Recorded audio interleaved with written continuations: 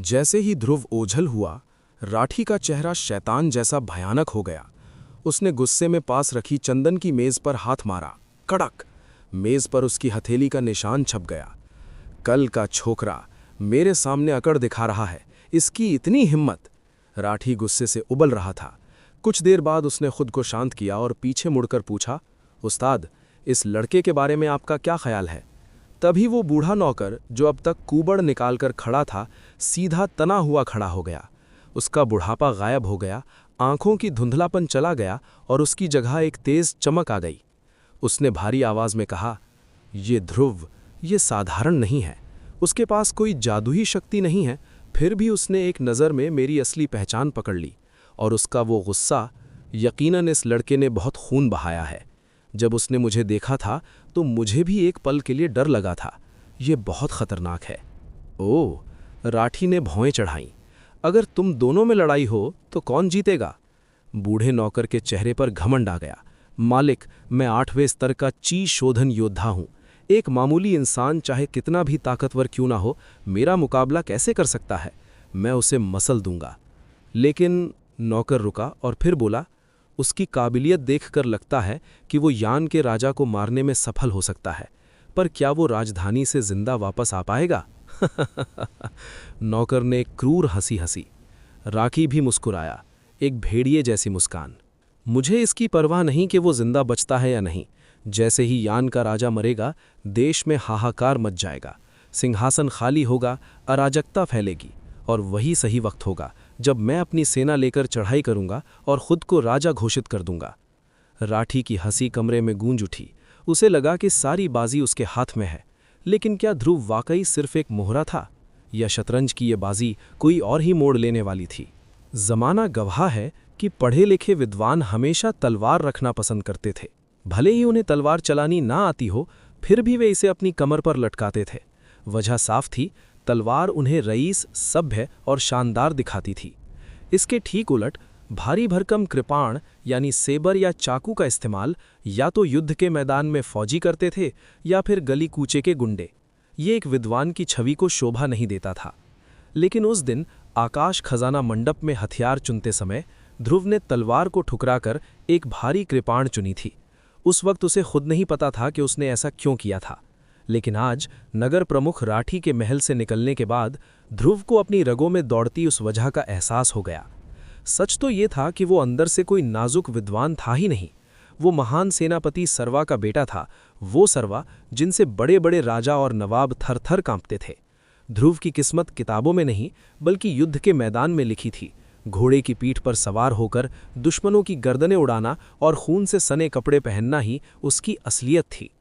शुरू में ध्रुव को हैरानी हुई थी कि उस काली रात जब उसने फयानजुम के गले में चाकू घोंपा था तो उसे जरा भी डर नहीं लगा था। न घबराहट, न पछतावा, बल्कि उसे एक अजीब सा नशा महसूस हुआ था, जैसे शिकार करते वक्त शेर को होता है। अब सब शीशे की तरह साफ था। बेझिझक मारना और काट डालना उसके खून में था। 10 साल की पढ़ाई लिखाई भी उसके अंदर छिपे उस जन्मजात योद्धा को दबा नहीं पाई थी। राठी की बातें ध्रुव के दिल में कांटों की तरह चुभ रही थीं। उसका भाई रक्षित मौत से जूझ रहा है। उसकी बहन जयान डर के मारे सहम गई होगी। विनायक परिवार पर बहुत बड़ा संकट था, खतरे की आहट और लालच।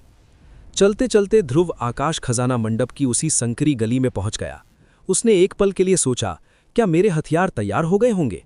गली के अंत में पहुंचते ही दीवार पर लगे जादू ने ध्रुव की जेब में रखे गोल्ड बैज को पहचान लिया। पत्थर की दीवार पानी की तरह पिघल गई और ध्रुव शान से उसके पार चला गया। अंदर घुसते ही ध्रुव रुका नहीं, सीधा ऊपर की मंजिल की ओर बढ़ा। हॉल में कई ची शोधन योद्धा मौजूद थे। उनकी तेज नजरों ने ध्रुव को ताड़ना शुरू कर दिया। माहौल में एक अजीब सी खामोशी छा गई।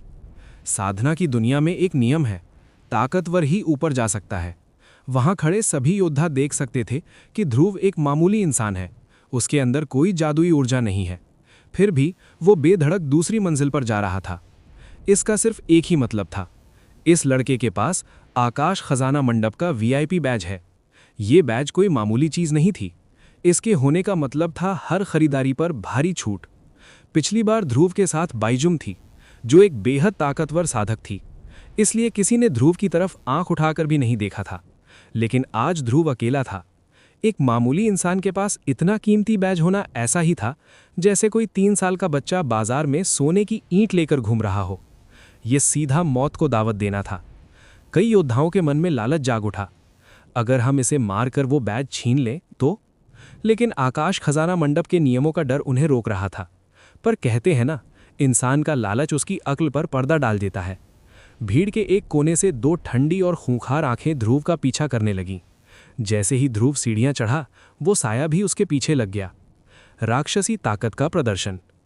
दूसरी मंजिल पर पहुंचते ही मैनेजर ने मुस्कुराते हुए ध्रुव का स्वागत किया। अरे छोटे मालिक ध्रुव, आप आ गए।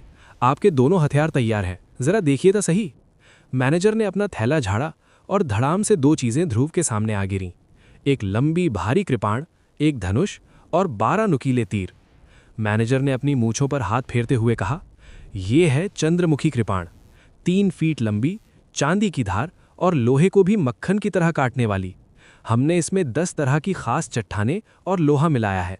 भले ही इसमें कोई जादुई पैटर्न नहीं है, लेकिन ये इतनी मजबूत है कि जादुई हथियारों की टक्कर भी झेल लेगी। ध्रुव ने सिर हिलाया और कृपाण उठाने के लिए हाथ बढ़ाया। मैनेजर के चेहरे पर एक कुटिल मुस्कान आ गई। वो तमाशा देखने का इंतजार कर रहा था। ध्रुव ने मांग की थी कि हथियारों को जितना हो सके भारी बनाया जाए। इस कृपाण का वजन लगभग 500 किलोग्राम था। मैनेजर खुद एक जादूगर था, फिर भी उसे इसे उठाने के लिए अपनी जादुई ताकत लगानी पड़ती थी। उसे यकीन था कि जैसे ही ये मामूली लड़का इसे उठाने की कोशिश करेगा, ये उसके पैर पर गिरेगा और उसकी हड्डियां चूर चूर हो जाएंगी। लेकिन अगले ही पल मैनेजर की आंखें फटी की फटी रह गईं। ध्रुव ने उस भारी भरकम कृपाण को ऐसे उठा लिया जैसे वो कोई लकड़ी का खिलौना हो। उसने उसे हवा में 2-3 बार लहराया और परखा। ठीक है, लेकिन थोड़ी हल्की लग रही है।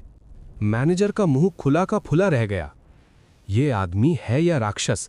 इसके पास कोई जादुई शक्ति नहीं है, फिर भी ये 500 किलो का हथियार ऐसे घुमा रहा है जैसे हाथ में पंखा हो, और ऊपर से कह रहा है कि हल्की है।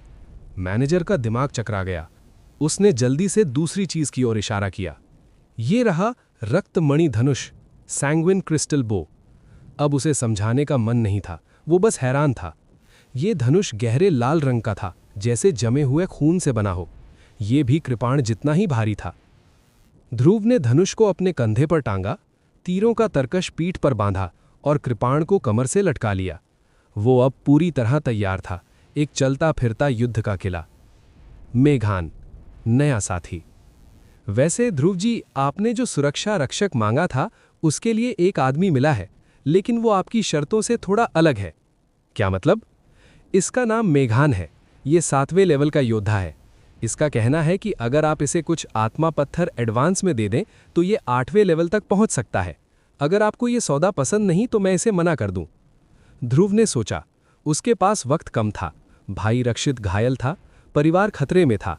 उसे तुरंत अनामिका कस्बा लौटना था। उसे बुलाओ, मैं खुद उससे बात करूंगा, ध्रुव ने भारी आवाज में कहा। मैनेजर एक आदमी को लेकर आया। वो करीब 40 साल का था। चेहरे पर एक शांत गंभीरता थी। वो कोई चापलूस नहीं लग रहा था। ये है छोटे मालिक ध्रुव, मैनेजर ने परिचय कराया। मेघान ने न तो ध्रुव को नीची नजरों से देखा और न ही जी हुजूरी की। उसने बस हाथ जोड़कर कहा, नमस्ते मालिक ध्रुव। ध्रुव ने सीधा पूछा, तुम्हें पत्थरों की इतनी जल्दी क्यों है? जी, अगर मुझे अभी पत्थर मिल जाएं तो मैं अपनी साधना पूरी करके 8वें लेवल तक पहुंच सकता हूं, मेघान ने ईमानदारी से जवाब दिया। कितना समय लगेगा? कह नहीं सकता, साधना में समय का कोई भरोसा नहीं होता, मेघान ने सच बोल दिया। ध्रुव को ये आदमी पसंद आया। वो झूठ बोलकर काम ले सकता था, लेकिन उसने सच चुना। तुम किसी बड़े कबीले में शामिल क्यों नहीं हो जाते? ध्रुव ने पूछा। मेघान के चेहरे पर एक कड़वी मुस्कान आई। मेरे पास बनावटी आध्यात्मिक जड़ है, यानी मेरी प्रतिभा बहुत खराब है। बड़े कबीले मुझे सिर्फ नौकर बनाकर रखेंगे, योद्धा नहीं। बनावटी जड़ का मतलब था कि उसमें 5 तत्व, आग, पानी, मिट्टी, हवा और धातु मिले जुले थे, जो साधना के लिए सबसे खराब माने जाते हैं। ऐसे इंसान के लिए 7वें लेवल तक पहुंचना ही बहुत बड़ी तपस्या थी। ध्रुव समझ गया कि इस आदमी ने जिंदगी में बहुत संघर्ष किया है। ध्रुव ने फैसला ले लिया। ठीक है, चलो मेरे साथ अनामिका कस्बा चलो। मैं तुम्हें 1000 आत्मा पत्थर अभी एडवांस में देता हूं। क्या? मेघान के मुंह से चीख निकल गई। उसकी आंखों में खुशी के आंसू आ गए।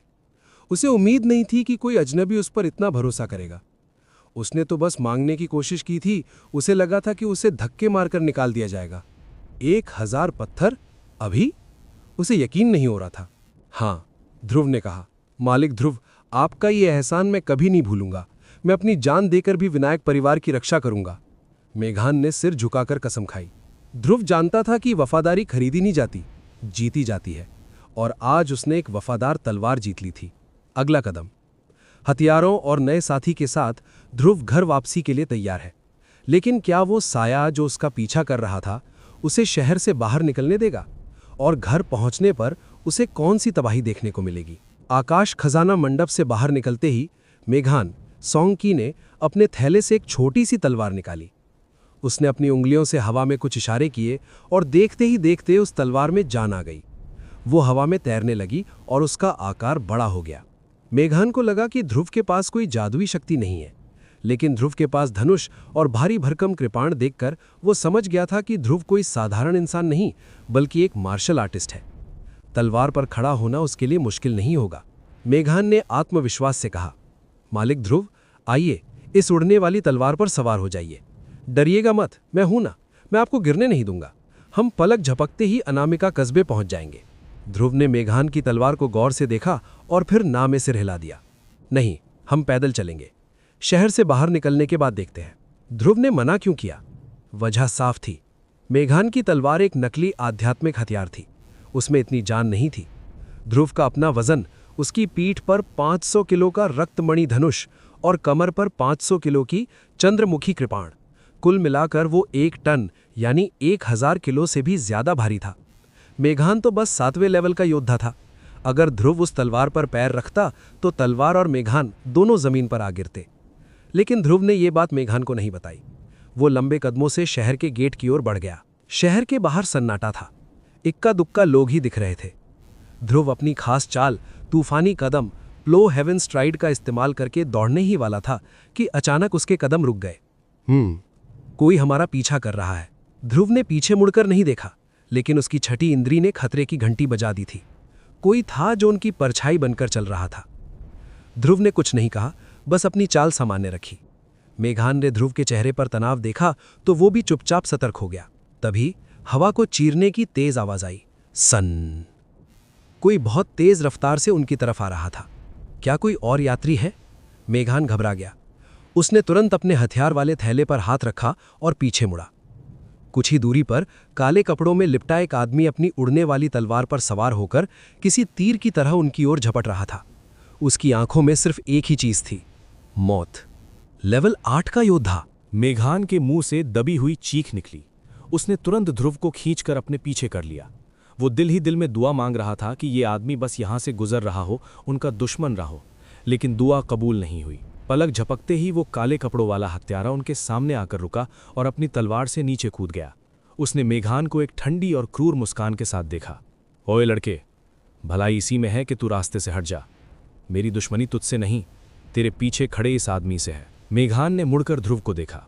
ध्रुव का चेहरा एकदम सपाट था, जैसे उसे खतरे का एहसास ही ना हो। मेघान ने हिम्मत जुटाकर मुट्ठी बांधी। भाई साहब, आप मजाक कर रहे होंगे।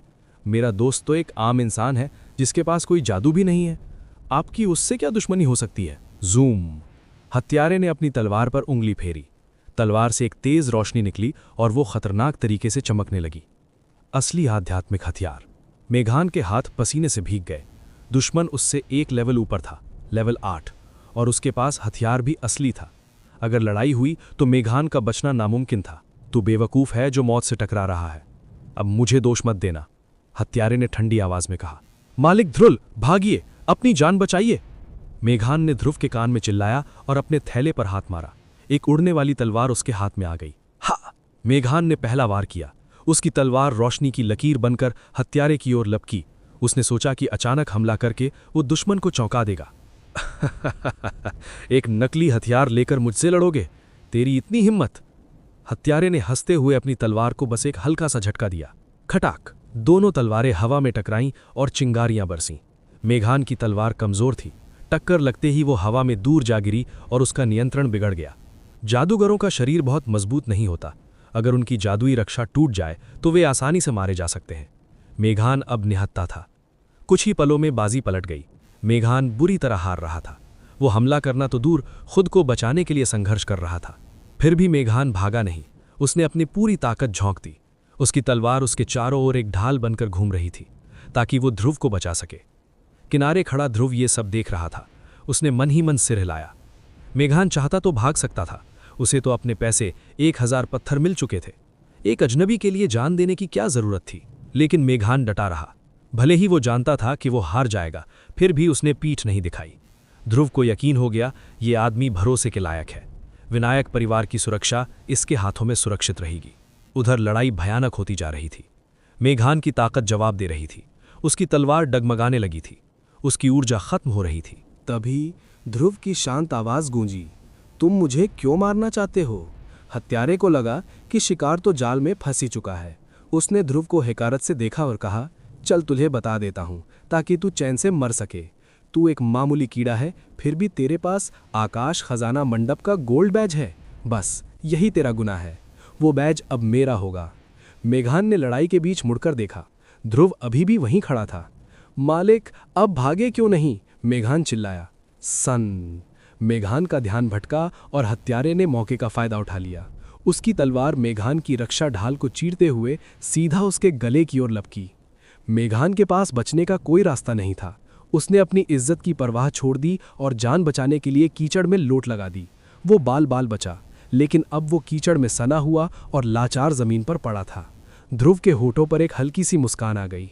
मेघान ने दांत पीसते हुए कहा, मालिक, मैं इसे नहीं रोक सकता। भाग जाइए, वरना बहुत देर हो जाएगी। भागना? हत्यारा जोर से हंसा। आज यहां से कोई जिंदा नहीं जाएगा।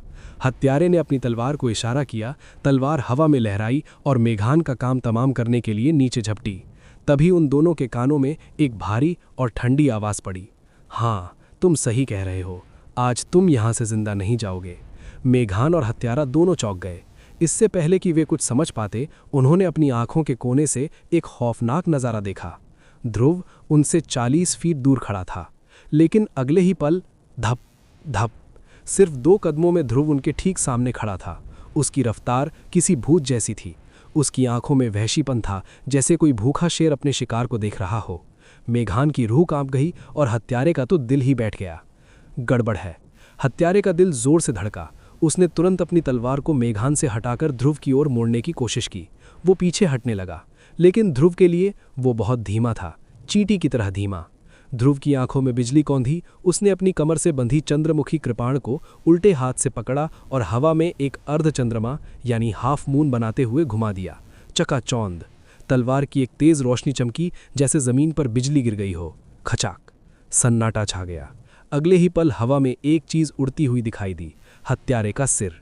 गर्दन से खून का फव्वारा फूटा और उसका बिना सिर का धड़ जमीन पर गिर पड़ा। मेघान का मुंह खुला का खुला रह गया। उसका दिमाग सुन्न हो गया। खत्म। एक लेवल 8 का शक्तिशाली योद्धा बस एक वार में खत्म, बिना किसी जादू के। शानदार तलवार।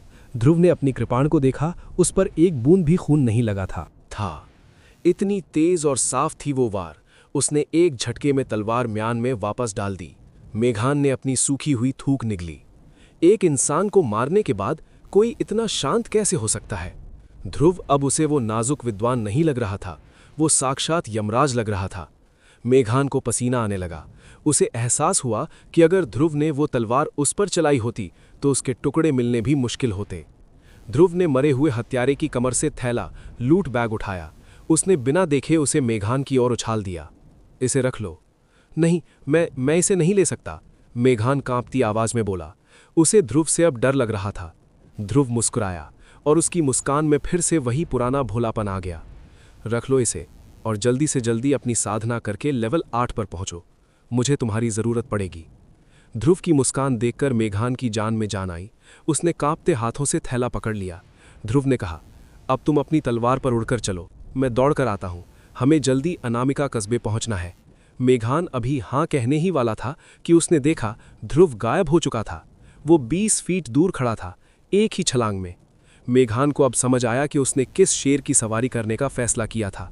उसका मालिक कोई आम इंसान नहीं, बल्कि एक छुपा हुआ राक्षस था। मेघान ने अपनी तलवार को तेज किया और ध्रुव के पीछे पीछे हवा में उड़ चला। घर वापसी का असली सफर अब शुरू हुआ था। ध्रुव और मेघान सोंगची एक के बाद एक अनामिका कस्बे पहुंच गए। ध्रुव नहीं चाहता था कि किसी का ध्यान उन पर जाए, इसलिए उसने मेघान को इशारा किया कि वो अपनी उड़ने वाली तलवार छिपा ले और चुपचाप उसके पीछे पीछे विनायक परिवार की हवेली तक चले। हवेली का मुख्य द्वार कसकर बंद था। सन्नाटा इतना गहरा था कि वो डरावना लग रहा था। ध्रुव के कान बहुत तेज थे। उसे हवेली के अंदर से रुक रुक कर किसी के रोने की आवाज़ सुनाई दे रही थी। वो सिसकियां किसी और की नहीं, उसकी छोटी बहन जयान श्यानिंग की थीं। ध्रुव का चेहरा सख्त हो गया। उसने आगे कदम बढ़ाया, अपनी बाहों में शेर जैसी ताकत भरी और बंद दरवाजे को एक जोरदार धक्का दिया। कड़क। कौन है वहां? अंदर से दहाड़ सुनाई दी। काले कवच पहने 12 खूनख्वार घुड़सवार सैनिक नंगी तलवारें लेकर मुख्य द्वार की ओर लपके। उनकी आंखों में खून उतर आया था, जैसे वे किसी को भी काट डालने को तैयार थे। लेकिन जैसे ही उनकी नज़र ध्रुव पर पड़ी, वो पत्थर की मूरत बन गए। उनकी तलवारें झुक गईं। दूसरा छूटा मालिक? ध्रुव ने बस सिर हिलाया और मेघान को लेकर तेज कदमों से उस दिशा में बढ़ा जहां से रोने की आवाज़ आ रही थी। मेघान ने उन पहरेदारों को तिरछी नज़रों से देखा। उसके रोंगटे खड़े हो गए। भले ही मेघान एक जादूगर था, लेकिन उन सैनिकों से निकलने वाली मौत की गंध उसे भी डरा रही थी। ये साफ था कि ये कोई गली मोहल्ले के गुंडे नहीं थे, बल्कि ऐसे योद्धा थे जिन्होंने युद्ध के मैदान में खून की नदियां बहाई थीं। विनायक परिवार का काला सच। ध्रुव जब भाई के कमरे के बाहर पहुंचा तो वहां विनायक परिवार के वफादार लोग जमा थे। कुछ सिर झुकाए खड़े थे, कुछ जमीन पर बैठे थे। हर चेहरे पर मातम था। हवा में उदासी ऐसी थी जिसे चाकू से काटा जा सके। चाचा मुरली ध्रुव को देखते ही हड़बड़ाकर खड़े हो गए। दूसरा छोटा मालिक, आप वापस आ गए? ध्रुव की आंखें किसी बाज की तरह से कुड़ गईं। उसने सीधे पूछा, भाई कैसे हैं? चाचा मुरली ने नजरें चुरा लीं। उनके चेहरे पर गहरी चिंता थी। थोड़ा सब्र रखिए, बड़े मालिक अभी बेहोश है। ध्रुव ने एक नज़र वहां मौजूद हर शख्स पर डाली। उसकी आवाज़ धीमी थी, लेकिन उसमें ऐसा वजन था कि सब सहम गए। बात यहां तक पहुंच गई है और आप लोग अब भी मुझसे सच छिपाएंगे? विनायक परिवार के लोगों ने एक दूसरे को देखा और गहरी आह भरी। अब छिपाने को कुछ बचा नहीं था। ध्रुव ने धमाका किया, मेरे पिता सर्वा यान देश के महान सेनापति थे, है ना? कमरे में सन्नाटा छा गया। चाचा मुरली चौंक गए। मालिक, आपको कैसे पता चला? नगर प्रमुख राठी ने मुझे बताया, ध्रुव ने सपाट जवाब दिया। चाचा मुरली को जैसे सब समझ आ गया। उन्होंने गुस्से और दुख के साथ कहा, वो राठी वो एक नंबर का धोखेबाज है। उसकी नज़र यान देश की गद्दी पर है। वो चाहता था कि रक्षित उसका साथ दे ताकि वो बगावत कर सके, लेकिन रक्षित ने मना कर दिया। हमारे पिता सर्वा ने कसम खाई थी कि वे यान देश की जनता की रक्षा करेंगे। रक्षित अपने पिता के वचन को तोड़कर देश को गृह युद्ध की आग में नहीं झोंकना चाहता था। अब चाचा मुरली ने दिल खोल के बताया, मालिक, पिछले कई सालों से रक्षित जो व्यापार के बहाने बाहर रहते थे, वो झूठ था। वे दरअसल पिता की पुरानी काली कवच सेना को फिर से इकट्ठा कर रहे थे। वे चुपचाप बदला लेने की तैयारी कर रहे थे। कितने लोग हैं हमारे पास? ध्रुव ने पूछा। 5000। 5000 सैनिक? ध्रुव ने माथे पर शिकन डाली। इतने लोग छिपे कहाँ हैं? राजा के जासूसों को पता कैसे नहीं चला? वे पास के एक शापित वीरान गांव में छिपे हैं, मुरली ने बताया। जहां कोई परिंदा भी पर नहीं मारता, वहां हमारी सेना तैयार हो रही थी। ध्रुव ने कुछ सोचा और पूछा, चाचा, आप हमेशा कहते थे कि हमारे दुश्मन ची शोधन योद्धा है, मामला क्या है? चाचा मुरली ने समझाया, यान के राजा की सुरक्षा कवच बहुत मजबूत है। उसके पास कई जादूगर योद्धा है, इसीलिए रक्षित 16 साल से इंतजार कर रहा था। 1 महीने पहले खबर मिली कि राजा शिकार पर निकलेगा। रक्षित ने सोचा मौका अच्छा है।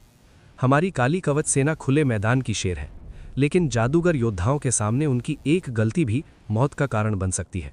ध्रुव समझ गया, आम सैनिक चाहे कितने भी बहादुर हों, जादूगरों के सामने कमजोर होते हैं।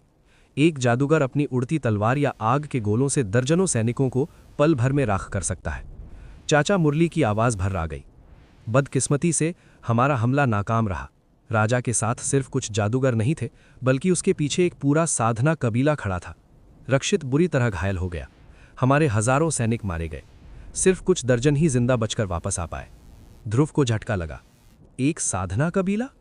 इसका मतलब था कि राजा की पीठ पर ऐसे लोगों का हाथ है जो आम इंसानों के लिए भगवान जैसे हैं।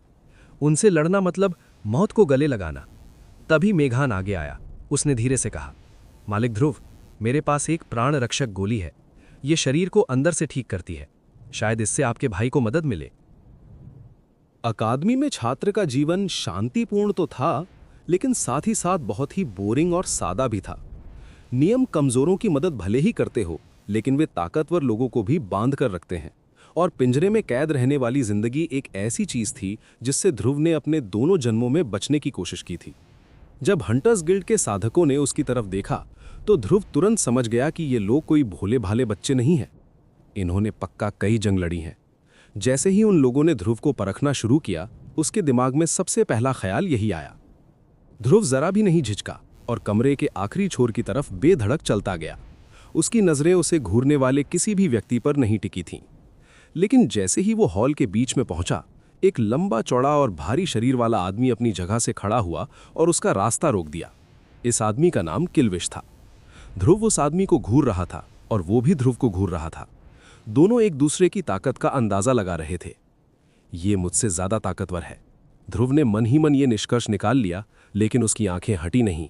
वो उस व्यक्ति द्वारा अपने दिमाग पर डाले जा रहे दबाव को झेलता रहा। लेकिन ये तो केवल दूसरे दर्जे का तांत्रिक है।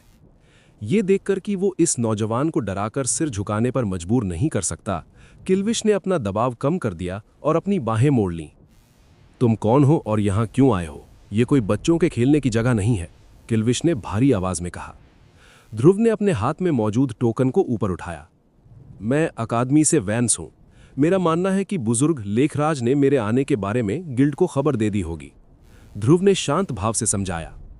किल्विश ने कुछ पल तक टोकन को घूर कर देखा, फिर अपनी नजरें वापस उस नौजवान पर टिका दी। सिर्फ इसलिए कि किसी शाही व्यक्ति ने तुम्हें वो टोकन दिया है, इसका मतलब ये नहीं कि तुम गिल्ड में मुफ्त में शामिल हो सकते हो। आसपास मेजों पर बैठे कुछ अन्य शिकारियों ने सहमति में सिर हिलाया। उन्हें ध्रुव का सीधा साधा रवैया पसंद नहीं आ रहा था। किल्विश ने नाक सिकोड़ी और फिर ध्रुव की ओर इशारा किया। तुम अकादमी के छात्र सब बिगड़े हुए रईसजादे हो, जिन्हें असल जिंदगी के संघर्षों का कोई अता पता नहीं है। हम एक नाजुक बच्चे को शिकारी के रूप में स्वीकार नहीं कर सकते। जैसे ही किल्विश ने ये शब्द कहे, ध्रुव उसके इरादे समझ गया और उसने तुरंत हमला बोल दिया। ध्रुव के ऊपर के कपड़े फट गए और ईको, उसका पालतू चमगादड़, खुद को उस लंबे आदमी की ओर झपटा। फिर भी किल्विश ने केवल अपना हाथ हिलाया और उस चमगादड़ के शरीर को एक झटके में नष्ट कर दिया। इससे पहले कि ईको संभल पाता, शैडो उस आदमी के पीछे प्रकट हुआ और उस पर झपट पड़ा। किल्विश ने अपनी कोहनी को जोर से ऊपर उठाया, जो उस पैंथर से टकराई और एक ही बार में उसके शरीर को भी बिखेर दिया। ध्रुव चुप नहीं बैठा। बिना किसी झिझक के उसने हमला कर दिया, क्योंकि उसके दो रक्त साथियों ने उसे अपनी तलवारें निकालने का जरूरी समय दे दिया था। शैडो स्टेप्स सक्रिय हो गए और ध्रुव ने उस शिकारी को चकमा देते हुए उसके धड़ पर 2 तेज वार किए। छनन। जैसे ही उसकी दोनों तलवारें उस आदमी की पसलियों से टकराईं, कमरे में धातु से टकराने जैसी आवाज गूंज उठी। ध्रुव अब कमरे के दूसरी तरफ खड़ा था और उस हट्टे कट्टे आदमी की पीठ को देख रहा था। 4थे रैंक का शरीर। ध्रुव का हमला उस शिकारी के शरीर की कुदरती सुरक्षा को भेदने में नाकाम रहा था। मैं गंभीर नहीं था, लेकिन फिर भी मैंने रैंक 0 की तकनीक का इस्तेमाल करके हमला किया था, तो रैंक 4 का शरीर इतना मजबूत हो सकता है? भविष्य में अपनी उपलब्धियों के बारे में सोचकर ध्रुव की आंखें चमक उठीं। उसके अंदाजे के मुताबिक उसे रैंक 4 का शरीर हासिल करने में ज्यादा समय नहीं लगेगा। किल्विश धीरे से मुड़ा और अपने कपड़ों पर लगे 2 कट के निशानों को घूरने के बाद ध्रुव की ओर देखा। वो इस दृश्य को देखकर थोड़ा हैरान रह गया। वो नौजवान अपनी तलवारों को सामने की ओर मोड़कर शांत भाव से खड़ा था। एक काला चमगादड़ और एक काला पैंथर उसके बगल में खड़े थे। उनकी खाली निगाहें किल्विश पर टिकी हुई थीं। तभी छात्र यानी ध्रुव के धड़ पर 4 और हाथ धीरे धीरे प्रकट होने लगे और उसके पूरे शरीर पर एक अजीब सी ठंडक छा गई। वो लड़ने के लिए पूरी तरह तैयार था। इसने देख लिया था कि इसके हमले मेरी चमड़ी को काट नहीं सकते, फिर भी इसने हार नहीं मानी। ऐसा लगता है कि अकेडमी ने एक असली लड़ाकू पैदा किया है, किल्विश ने सोचा। किल्विश, उस लड़के के साथ पंगा लेना बंद करो, वो साफ तौर पर इस काम के लायक है। कमरे के आखिरी छोर पर स्थित एक मेज से एक कर्कश आवाज सुनाई दी। वैंस, इधर आओ। ध्रुव आवाज की ओर मुड़ा तो देखा कि एक बूढ़ा आदमी अपनी बाह फैलाकर उसे बुला रहा था। ये रॉन था। किल्विश ने अपने कंधे उचकाए और अपनी सीट पर वापस बैठ गया। वो फिर से शराब पीने लगा और अपनी मेज पर बैठे अन्य लोगों के साथ हंसने लगा। ध्रुव उस बूढ़े शिकारी की ओर बढ़ा और उसके पास पहुंचकर उसने थोड़ा झुककर सम्मान दिया। आओ आओ, हमारे साथ एक ड्रिंक लो और मुझे अपने बारे में बताओ, रॉन ने कहा। ध्रुव उसके पास की खाली सीटों में से एक पर बैठ गया और शांति से उस आदमी के बोलने का इंतजार करने लगा। तुम्हें पता है, अकेडमी से बहुत कम रईस हमारे संघ में शामिल होने को तैयार होते हैं। वे जानवरों की मांद में अपनी जिंदगी बिताने के बजाय शाही रक्षक बनना और सारा दिन आलस करना पसंद करते हैं। बोलते हुए उसने कमरे के किनारों पर इंतजार कर रहे नौकरों में से एक को इशारा किया कि वो ध्रुव के लिए एक घड़ा लाए। मैं कोई कुलीन नहीं हूं, ध्रुव ने संक्षेप में कहा। मेज पर बैठे अन्य शिकारी ये सुनकर थोड़े हैरान हुए, लेकिन फिर उन्होंने सहमति में सिर हिलाया। एल्बास शहर के बाहर भले ही उनकी इज्जत ज्यादा थी, लेकिन राजधानी में वो बस साधारण शिकारी ही थे।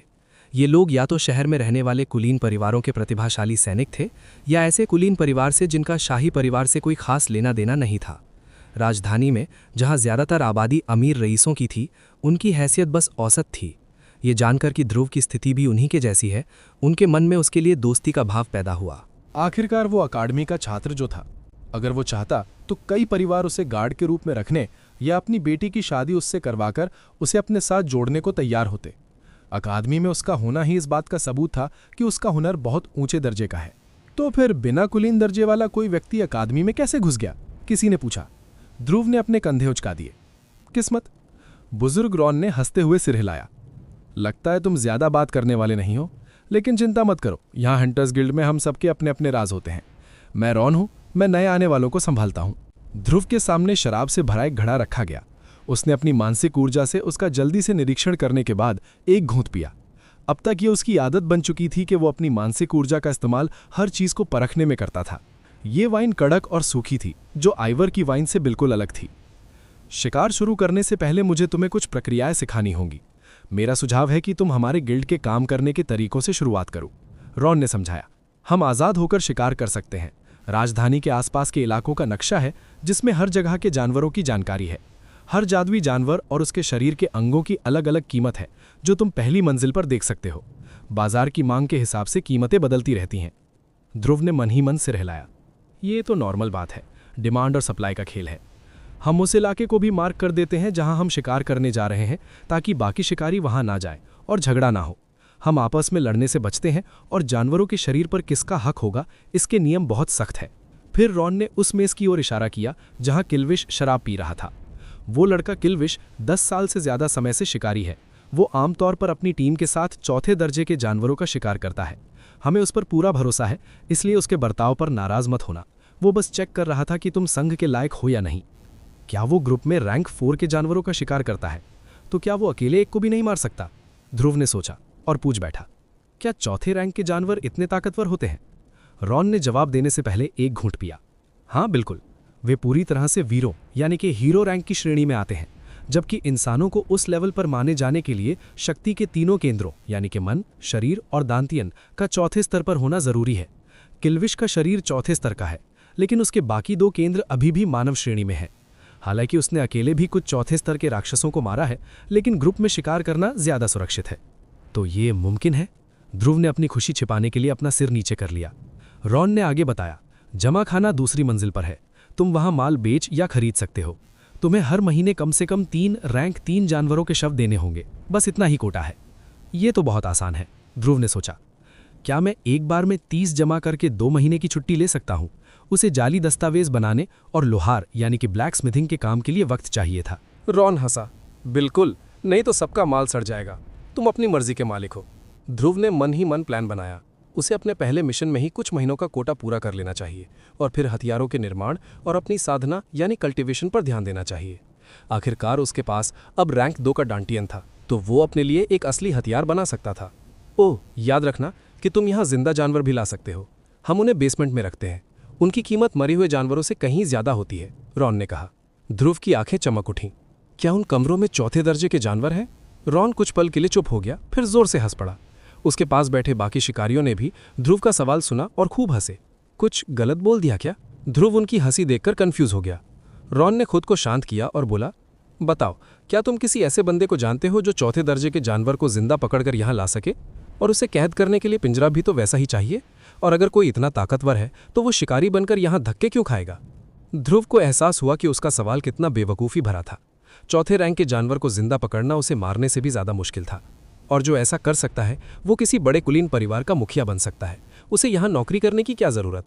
मैंने इसके बारे में सोचा ही नहीं था। उसकी उत्तेजना ने उसके दिमाग को धुंधला कर दिया था। अगर उसे चौथे दर्जे के जादुई जानवर का खून और मूल तत्व यानी एसेंस मिल जाता तो वो उसे रक्त साथी बनाने की कोशिश कर सकता था। उसके मौजूदा साथी यानी चमगादड़ और पैंथर सिर्फ रैंक 3 के थे, जो अब उसके लेवल की लड़ाइयों में सिर्फ ढाल बनने के ही काम आ सकते थे। मुझे लगता है कि वे अपने राक्षसी रूप में दूसरों के लिए परेशानी खड़ी कर सकते हैं, लेकिन अगर मेरे पास चौथे दर्जे का जानवर होता तो वीर रैंक तक पहुंचने के बाद मेरी लड़ने की ताकत सच में कई गुना बढ़ जाती। खैर, अभी के लिए सब्र करना होगा। ध्रुव के सामने शराब से भरा एक घड़ा रखा गया। उसने अपनी मानसिक शक्ति से फटाफट उसकी जांच की और फिर एक घूंट भरा। अब तक तो ये उसकी आदत बन चुकी थी, आंखों के सामने जो भी आए उसे अपनी मानसिक शक्ति से परख लो। ये शराब थोड़ी कड़क और सूखी थी, आइवर की शराब की क्वालिटी से बिल्कुल अलग। शिकार शुरू करने से पहले मुझे तुम्हें कुछ तौर तरीके समझाने होंगे। मेरा सुझाव है कि तुम गिल्ड के काम करने के ढंग को समझ लो। ध्रुव ने रॉन की बातों पर पूरा ध्यान लगा दिया। यहाँ हम आज़ाद होकर शिकार करते हैं। राजधानी के आसपास के इलाकों का पूरा नक्शा मौजूद है, जिसमें हर जगह के अलग अलग जानवरों की जानकारी दी गई है। साथ ही हर जादुई जानवर और उसके शरीर के अंगों की कीमत अलग अलग है। तुम पहली मंजिल पर उनकी कीमतें देख सकते हो। शाही शहर में डिमांड के हिसाब से ये कीमतें बदलती रहती हैं। ध्रुव ने मन ही मन से रिलाया। ये तो नॉर्मल बात है, किसी चीज़ की कीमत बाजार में उसकी मांग से ही तय होती है। हम उस इलाके को निशान लगा देते हैं जहां हम शिकार करने जा रहे हैं, ताकि दूसरे शिकारी ये देख सकें कि वहां पहले से भीड़ तो नहीं है और वे किसी दूसरी जगह जा सकें। हम आपस में झगड़ा करने से बचते हैं और जानवर के शरीर पर किसका हक होगा, इसके नियम बहुत सख्त हैं। फिर रॉन ने उस मीज़ की ओर इशारा किया जहां किल्विश शराब पी रहा था। वो लड़का किल्विश 10 साल से ज़्यादा समय से शिकारी है। वो आमतौर पर अपनी टीम के साथ चौथे दर्जे के जानवरों का शिकार करता है। हमें उस पर पूरा भरोसा है, इसलिए उसके बर्ताव का बुरा मत मानना। वो बस ये चेक कर रहा था कि तुम संघ के लायक हो या नहीं। क्या वो ग्रुप में रैंक 4 के जानवरों का शिकार करता है? तो क्या वो अकेले एक को भी नहीं मार सकता? ध्रुव ने सोचा और वो पूछे बिना नहीं रह सका, क्या चौथे रैंक के जानवर इतने ताकतवर होते हैं? रॉन ने जवाब देने से पहले अपने जग से एक घूंट पिया। हाँ बिल्कुल, वे पूरी तरह से वीरों की श्रेणी में आते हैं, जबकि इंसानों को उस लेवल पर माने जाने के लिए शक्ति के तीनों केंद्रों का चौथे स्तर पर होना जरूरी है। किल्विश का शरीर चौथे स्तर का है, लेकिन उसके बाकी 2 केंद्र अभी भी मानव श्रेणी में है। हालांकि उसने अकेले भी कुछ चौथे स्तर के राक्षसों को मारा है, लेकिन ग्रुप में शिकार करना ज्यादा सुरक्षित है। तो ये मुमकिन है। ध्रुव ने अपनी खुशी छिपाने के लिए अपना सिर शराब के घड़े की तरफ झुका लिया। तुम किसी ग्रुप में शामिल हो सकते हो, अपना ग्रुप बना सकते हो या अकेले भी जा सकते हो, ये पूरी तरह तुम पर है। ये सब पहली मंजिल पर किया जा सकता है। जमा खाना दूसरी मंजिल पर है। तुम वहां जानवरों के शव और शरीर के अंग बेच या खरीद सकते हो। शिकार के कोटे के आधार पर तुम्हें छूट मिलेगी। छूट की कोई अधिकतम सीमा नहीं है, लेकिन तुम्हें कम से कम कोटा पूरा करना होगा। ये हर महीने लगभग 15 रैंक 3 जानवरों के शव हैं। चिंता मत करो, तुम्हें उन जानवरों के पैसे मिलेंगे। गिल्ड ऐसा सिर्फ इसलिए करता है ताकि उनके शिकारी बस उनकी सस्ती कीमतों का फायदा ही ना उठाते रहें। ये तो काफ़ी आसान काम है। हर महीने 15 रैंक 3 शवों को इकट्ठा करना तो बाएं हाथ का खेल है। क्या मैं एक ही बार में 30 जमा करके 2 महीने की छुट्टी मार सकता हूँ? ध्रुव को चिंता थी कि उसके जाली दस्तावेज बनाने के काम में रुकावट आ सकती है। रॉन हंसा और खुशी से सिर हिलाया। बिल्कुल, नहीं तो सबका माल अगले महीने तक स्पेस रिंग में सड़ जाएगा। यकीन मानो, एक बार जब बड़े अधिकारियों ने सख्त मासिक नियम लागू करने की कोशिश की थी, तब बड़ी दिक्कत हो गई थी। इसमें कोई हैरानी की बात नहीं है। शहर से बाहर निकलने में ही 1 दिन लग जाता है। शिकार की जगह तक पहुंचने, जानवरों को मारने और वापस आने में कम से कम आधा महीना तो ऐसे ही निकल जाएगा। ध्रुव ने मन ही मन हिसाब लगाया। मुझे अपने पहले मिशन में ही कुछ महीनों का कोटा पूरा कर लेना चाहिए और फिर लोहार ब्लैकस्मिथिंग के काम पर ध्यान देना चाहिए। वो अपना मकसद नहीं भूला था। उसे अपनी साधना और प्रयोगों के लिए एक सही जगह चाहिए थी। चूंकि उसके पास अब रैंक 2 का डांटियन था, इसलिए वो अपनी मौजूदा ताकत के हिसाब से एक असली हथियार बनाने की कोशिश शुरू कर सकता था। ओह, याद रखना कि तुम यहाँ जिंदा जानवर भी ला सकते हो। हम उन्हें बेसमेंट में रखते हैं। जाहिर है उनकी कीमत मरे हुए जानवरों से कहीं ज्यादा होती है। ध्रुव की आंखें चमक उठीं। क्या उन कमरों में चौथे दर्जे के जानवर हैं? रॉन कुछ पल के लिए सन्न रह गया, फिर जोर से हंस पड़ा। उसके पास बैठे शिकारियों ने ध्रुव का सवाल सुना। वे भी लोटपोट होकर हंसने लगे। कुछ गलत बोल दिया क्या? उनकी हंसी देखकर ध्रुव कंफ्यूज हो गया और उनके जवाब का इंतजार करने लगा। रॉन ने खुद को शांत किया और बोलने से पहले एक घूंट शराब पी। भाई, क्या तुम किसी ऐसे बंदे को जानते हो जो चौथे दर्जे के जानवर को जिंदा पकड़कर यहाँ ला सके? और उसे कैद करने के लिए पिंजरा भी तो वैसा ही चाहिए। और अगर कोई इतना ताकतवर है तो वो शिकारी बनकर यहाँ धक्के क्यों खाएगा? ध्रुव को एहसास हुआ कि उसका सवाल कितना बेवकूफ़ी भरा था। चौथे रैंक के जानवर को जिंदा पकड़ना उसे मारने से भी ज़्यादा मुश्किल था, और उसे काबू में रखने का मतलब था कि पिंजरा एक ऐसी जादुई चीज़, इंस्क्राइब्ड आइटम होनी चाहिए जिसका दर्जा दूसरे से भी ऊंचा हो। इतनी ताकत वाला कोई साधक शिकारी क्यों बनेगा? ऐसा व्यक्ति तो किसी कुलीन परिवार का मुखिया बन सकता है या अपना खुद का राज्य कायम कर सकता है। उसे किसी संघ के लिए नौकरी करने की क्या जरूरत? मैंने इसके बारे में सोचा ही नहीं था। उसकी उत्तेजना ने उसके दिमाग को धुंधला कर दिया था। अगर उसे चौथे दर्जे के जादुई जानवर का खून और मूल तत्व एसेंस मिल जाता तो वो उसे रक्त साथी ब्लड कंपेनियन बनाने की कोशिश कर सकता था। उसके मौजूदा साथी चमगादड़ और पैंथर सिर्फ रैंक 3 के थे, जो अब उसके लेवल की लड़ाइयों में सिर्फ ढाल बिनने के ही काम आ सकते थे। मुझे लगता है कि अपने राक्षसी रूप में वे दूसरों के लिए थोड़ी परेशानी खड़ी कर सकते हैं, लेकिन अगर मेरे पास चौथे दर्जे का जानवर होता तो वीर रैंक तक पहुंचने के बाद मेरी लड़ने की ताकत सच में कई गुना बढ़ जाती।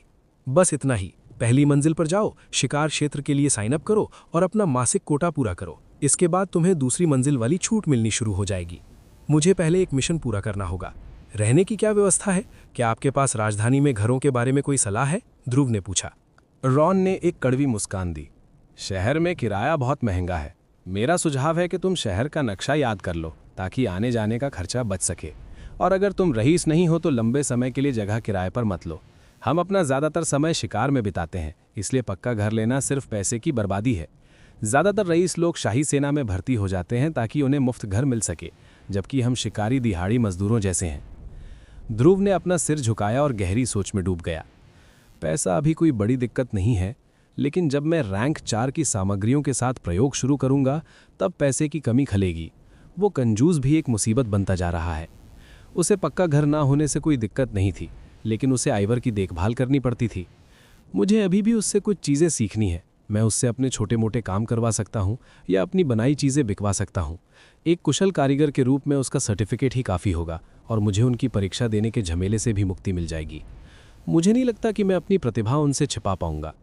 शिकारियों के संघ में शामिल होने का उसका फैसला सिर्फ माल पानी इकट्ठा करने के लिए नहीं था। वहाँ वो छिपते हुए भी अपनी शक्ति बढ़ा सकता था।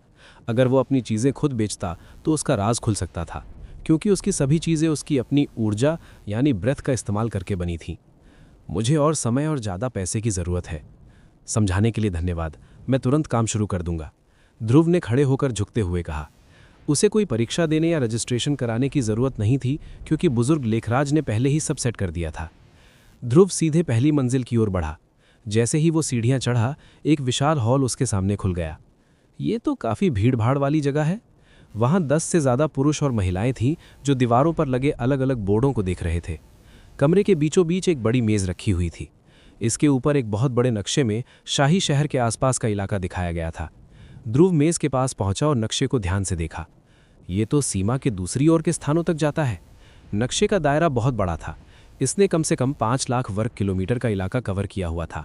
यह आसपास के महाद्वीपों में स्थित शिकार क्षेत्रों तक भी पहुंच रहा था। ये मानसिक शक्ति से काम करना चाहिए, है ना? ध्रुव ने नक्शे पर एरोलियाक जंगल की तस्वीर ढूंढी और अपनी मानसिक शक्ति का इस्तेमाल करके स्कैन किया। जैसे ही उसका ध्यान उस क्षेत्र पर गया, उसके दिमाग में यानी चेतना सागर में नामों और जानकारियों की एक लंबी लिस्ट आ गई। वाह, इसमें तो जंगल के लगभग सभी जानवरों की जानकारी है। उस लिस्ट में जंगल में पाए जाने वाले हर तरह के जादुई जीव के नाम थे। इसमें उन जानवरों का हुलिया, उनके बर्ताव और उनके शरीर के कीमती अंगों का महत्व भी बताया गया था। ध्रुव ने अपना ध्यान नक्शे के एक दूसरे हिस्से पर लगाया। उसके दिमाग में बनी लिस्ट बदल गई और उसे अलग तरह के जीव जंतु दिखाई देने लगे। कमाल है। ध्रुव सचमुच हैरान था। ये नक्शा न केवल एक जादुई वस्तु इंस्क्राइब्ड आइटम थी, बल्कि वो इस बात से भी खुश था कि इसे बनाने में कितनी मेहनत लगी होगी। ये सारा ज्ञान इकट्ठा करने के लिए एक जिंदगी काफ़ी नहीं है। उसमें सैकड़ों तरह के माहौल और हजारों जादुई जीवों की लिस्ट थी। ध्रुव जानता था कि उस नक्शे को बनाने के पीछे 100 साल से भी ज्यादा की रिसर्च लगी होगी। उसने नक्शे से अपनी नज़रें हटाईं और दीवारों पर लगे अलग अलग बोर्डों को देखा। वहां शिकार के अलग अलग इलाकों के नाम लिखे हुए थे। शिकारी उन्हें देख रहे थे या अपने टोकन से वहां निशान लगा रहे थे। ध्रुव ने अपनी मानसिक शक्ति से रैंडमली एक इलाके को स्कैन किया और उससे जुड़ी जानकारी उसके दिमाग में आ गई। ड्रेनस्टन क्रैग, खतरनाक इलाका। हाल ही में बड़ी तादाद में जहरीले लकड़बग्गे पाए गए हैं। इस क्षेत्र में शिकारी ऑरविल, लूशियन एल्डवी। अरे वाह, ये बोर्ड भी काफी डिटेल में है। गिल्ड की व्यवस्था देखकर ध्रुव ने संतुष्टि से सिर हिलाया। कमरा भले ही बिखरा हुआ लग रहा था, लेकिन सिस्टम बहुत व्यवस्थित था। फिर वो कमरे के दूसरे छोर की ओर मुड़ा। दूसरी मंजिल की सीढ़ियां वहां थीं और कमरे का सबसे बड़ा बोर्ड एक तरफ पड़ा हुआ था। वो एक लौता ऐसा बोर्ड था जिसे कोई भी शिकारी नहीं देख रहा था। उसकी जिज्ञासा बढ़ गई और वो उसके करीब गया। जैसे ही उसकी मानसिक शक्ति ने उसे स्कैन किया, जानकारी उसके दिमाग में आ गई। शाही परिवार के खास मिशन। शाही खानदान की तरफ से कई शिकार मिशन निकाले गए थे, जिनमें इनाम भी बहुत तगड़ा था। हालांकि उनकी कठिनाई ध्रुव द्वारा देखी गई किसी भी चीज से कहीं ज्यादा थी। 30 रैंक 4 के पहाड़ी ट्रोल्स ने ग्रीन हिल माउंटेन पर कब्जा कर लिया है। इनाम: क्रम्बल्ड प्लेन्स के ऊपर आकाश में उड़ते हुए सुनहरे ड्रैगनों का झुंड। 10 रैंक 4 नमूने कंफर्म हुए हैं। इनाम: शौस्ती परिवार के इलाके के पास ट्विलबोइया क्लिफ में रैंक 5 का एल्बिनो सांप मिला। इनाम: ध्रुव ने पढ़ना बंद कर दिया। उसे उस विशालकाय जानवर की याद आ गई जो सोते समय एक छोटे पहाड़ जैसा दिखता था। मैं उस बोर्ड की तरफ देखूंगा भी नहीं। रॉयल्स के मिशन में भाग लेने वाले ज्यादातर शिकारी मारे जाते हैं। रॉन ध्रुव के पीछे प्रकट हुआ। मैं तुम्हें इसके बारे में चेताना भूल गया था। इस बोर्ड से बचने का एक गुप्त नियम है। मुझे लगता है तुम समझ गए होगे कि ऐसा क्यों है। ध्रुव ने सिर हिलाया और वहां लिखे हुए हिस्सों को फिर से देखा। अगर शाही खानदान खुद इन शिकारों में हाथ नहीं डालना चाहता तो हम अपनी जान क्यों जोखिम में डालें। रॉन ने उसकी बातों पर सहमति जताई और ध्रुव के कंधे पर थपकी दी। बस बाकी बोर्डों और उनके निचले हिस्सों पर ध्यान दो। फर्श के प्रवेश द्वार पर लगे बोर्डों पर सुरक्षित शिकार क्षेत्रों के नाम लिखे हैं, जबकि कमरे के अंत में केवल खतरनाक क्षेत्र हैं। शाही मिशनों वाला ये बोर्ड यहाँ इसलिए रखा गया है ताकि सबको पता रहे कि इन इलाकों में मौत का खतरा है। ध्रुव हंटर्स गिल्ड से बाहर आया और आइवर को चुपचाप उसका इंतजार करते हुए पाया। वो दूसरी मंजिल पर नहीं गया। चूंकि उसे अभी अपना पहला मासिक कोटा पूरा करना था, इसलिए उसे सामान पर कोई छूट नहीं मिलने वाली थी। इसलिए उसने सोचा कि अंदर जाने से पहले एक मिशन पूरा कर लिया जाए। तो उसे बाहर आते देख आइवर ने पूछा, मैंने शिकार के लिए नाम लिखवा लिया है, चलो अब रहने के लिए कोई जगह ढूंढते हैं। ध्रुव ने जिस इलाके के लिए साइन अप किया था वो दलदली छिपकलियों से भरा एक खतरनाक इलाका था। जैसा कि नाम से ही पता चलता है, ये मेलो जंगल के एक विशाल दलदल के अंदर था। ये शाही शहर से लगभग 500 किलोमीटर दूर था, जो ज़्यादा दूर नहीं था। मज़े की बात यह थी कि उस इलाके के लिए सिर्फ एक और शिकारी ने रजिस्ट्रेशन कराया था। अगर रैंक 3 की दलदली छिपकलियों के शरीर सही सलामत मिल जाएं तो उनकी कीमत 35 क्रेडिट होती है। रैंक 3 के जानवर के हिसाब से ये काफ़ी अच्छी कीमत थी। फिर भी ज़्यादातर शिकारी दलदल में रैंक 4 के राक्षसों के होने के डर से वहां जाने से कतराते थे। नियम ये था कि अगर किसी इलाके में चौथे दर्जे के जादुई जीव मौजूद हों तो उसे खतरनाक क्षेत्र घोषित कर दिया जाता था, ताकि वहां जाने वालों को पहले ही चेतावनी मिल जाए। हालांकि ध्रुव को उनसे कोई डर नहीं था। भले ही मैं उन्हें मार न सकूं, लेकिन इसका मतलब ये नहीं है कि मुझे उनसे डरना चाहिए। साइन अप करते समय उसके दिमाग में यही चल रहा था। वजह साफ थी, उस दलदल में रहने वाला कोई भी खतरनाक जानवर उड़ नहीं सकता था। इसके अलावा पिछली बार जब उसने चौथे दर्जे के राक्षस का सामना किया था, तब से उसकी ताकत काफ़ी बढ़ चुकी थी। अगर मौका मिला तो वो खुशी खुशी अपनी नई ताकत को आजमाना चाहेगा। कहाँ जाना है? आइवर ने पूछा। पश्चिमी गेट के आसपास कहीं, वहाँ किराया सस्ता होना चाहिए। चूंकि पश्चिमी गेट राजधानी के बीच वाले हिस्से से सबसे दूर थे, इसलिए वहाँ हवा में ऊर्जा का स्तर सामान्य था। लेकिन ध्रुव को अपने मिशन के दौरान आइवर को वहीं छोड़ना था, इसलिए ऐसी चीज़ पर ज़्यादा पैसे खर्च करने का कोई मतलब नहीं था जिसका वो इस्तेमाल ही ना करे। उन्होंने एक घोड़ा गाड़ी ली और पश्चिम गेट तक पहुंचने के लिए एक दिन का सफ़र तय किया। वहां के हालात भी दूसरे गेटों जैसे थे। मुख्य सड़क पर ट्रांसपोर्ट वालों की भीड़ लगी हुई थी। उन्हें एक साधारण सी दिखने वाली इमारत मिल गई जहां 500 क्रेडिट महीना के हिसाब से कमरे मिल रहे थे। कमरा छोटा था, बस 20 वर्ग मीटर चौड़ा, और उसमें सिर्फ एक बिस्तर था, लेकिन आइवर के लिए ये काफ़ी था। ये लो, मैं चाहता हूं कि मेरे पीछे तुम इन्हें बेच दो। ध्रुव ने 7 चंद्र सुइयों वाला बॉक्स और 2000 क्रेडिट आइवर को थमा दिए। तुम सीधे परीक्षा क्यों नहीं देते? एक शुरुआती शिलालेख मास्टर के तौर पर तुम्हें आसानी से स्वीकार कर लिया जाएगा, आइवर ने सुझाव दिया। ध्रुव ने ना में सिर हिलाया। मेरी असलियत छिपी रहनी चाहिए। अगर आप नहीं चाहते कि मैं गायब हो जाऊं तो इसका ध्यान रखें। आइवर ने अपने छात्र के गंभीर चेहरे को देखा और सिर हिलाते हुए बॉक्स और पैसे रख लिए। इससे कुछ फ़ायदा उठाने की कोशिश करना। मैं वापस आकर ये नहीं सुनना चाहता कि तुमने सारे पैसे शराब में उड़ा दिए। ध्रुव ने कमरे से निकलने और शहर छोड़ने से पहले उसे चेतावनी दी। आखिरकार अकेला।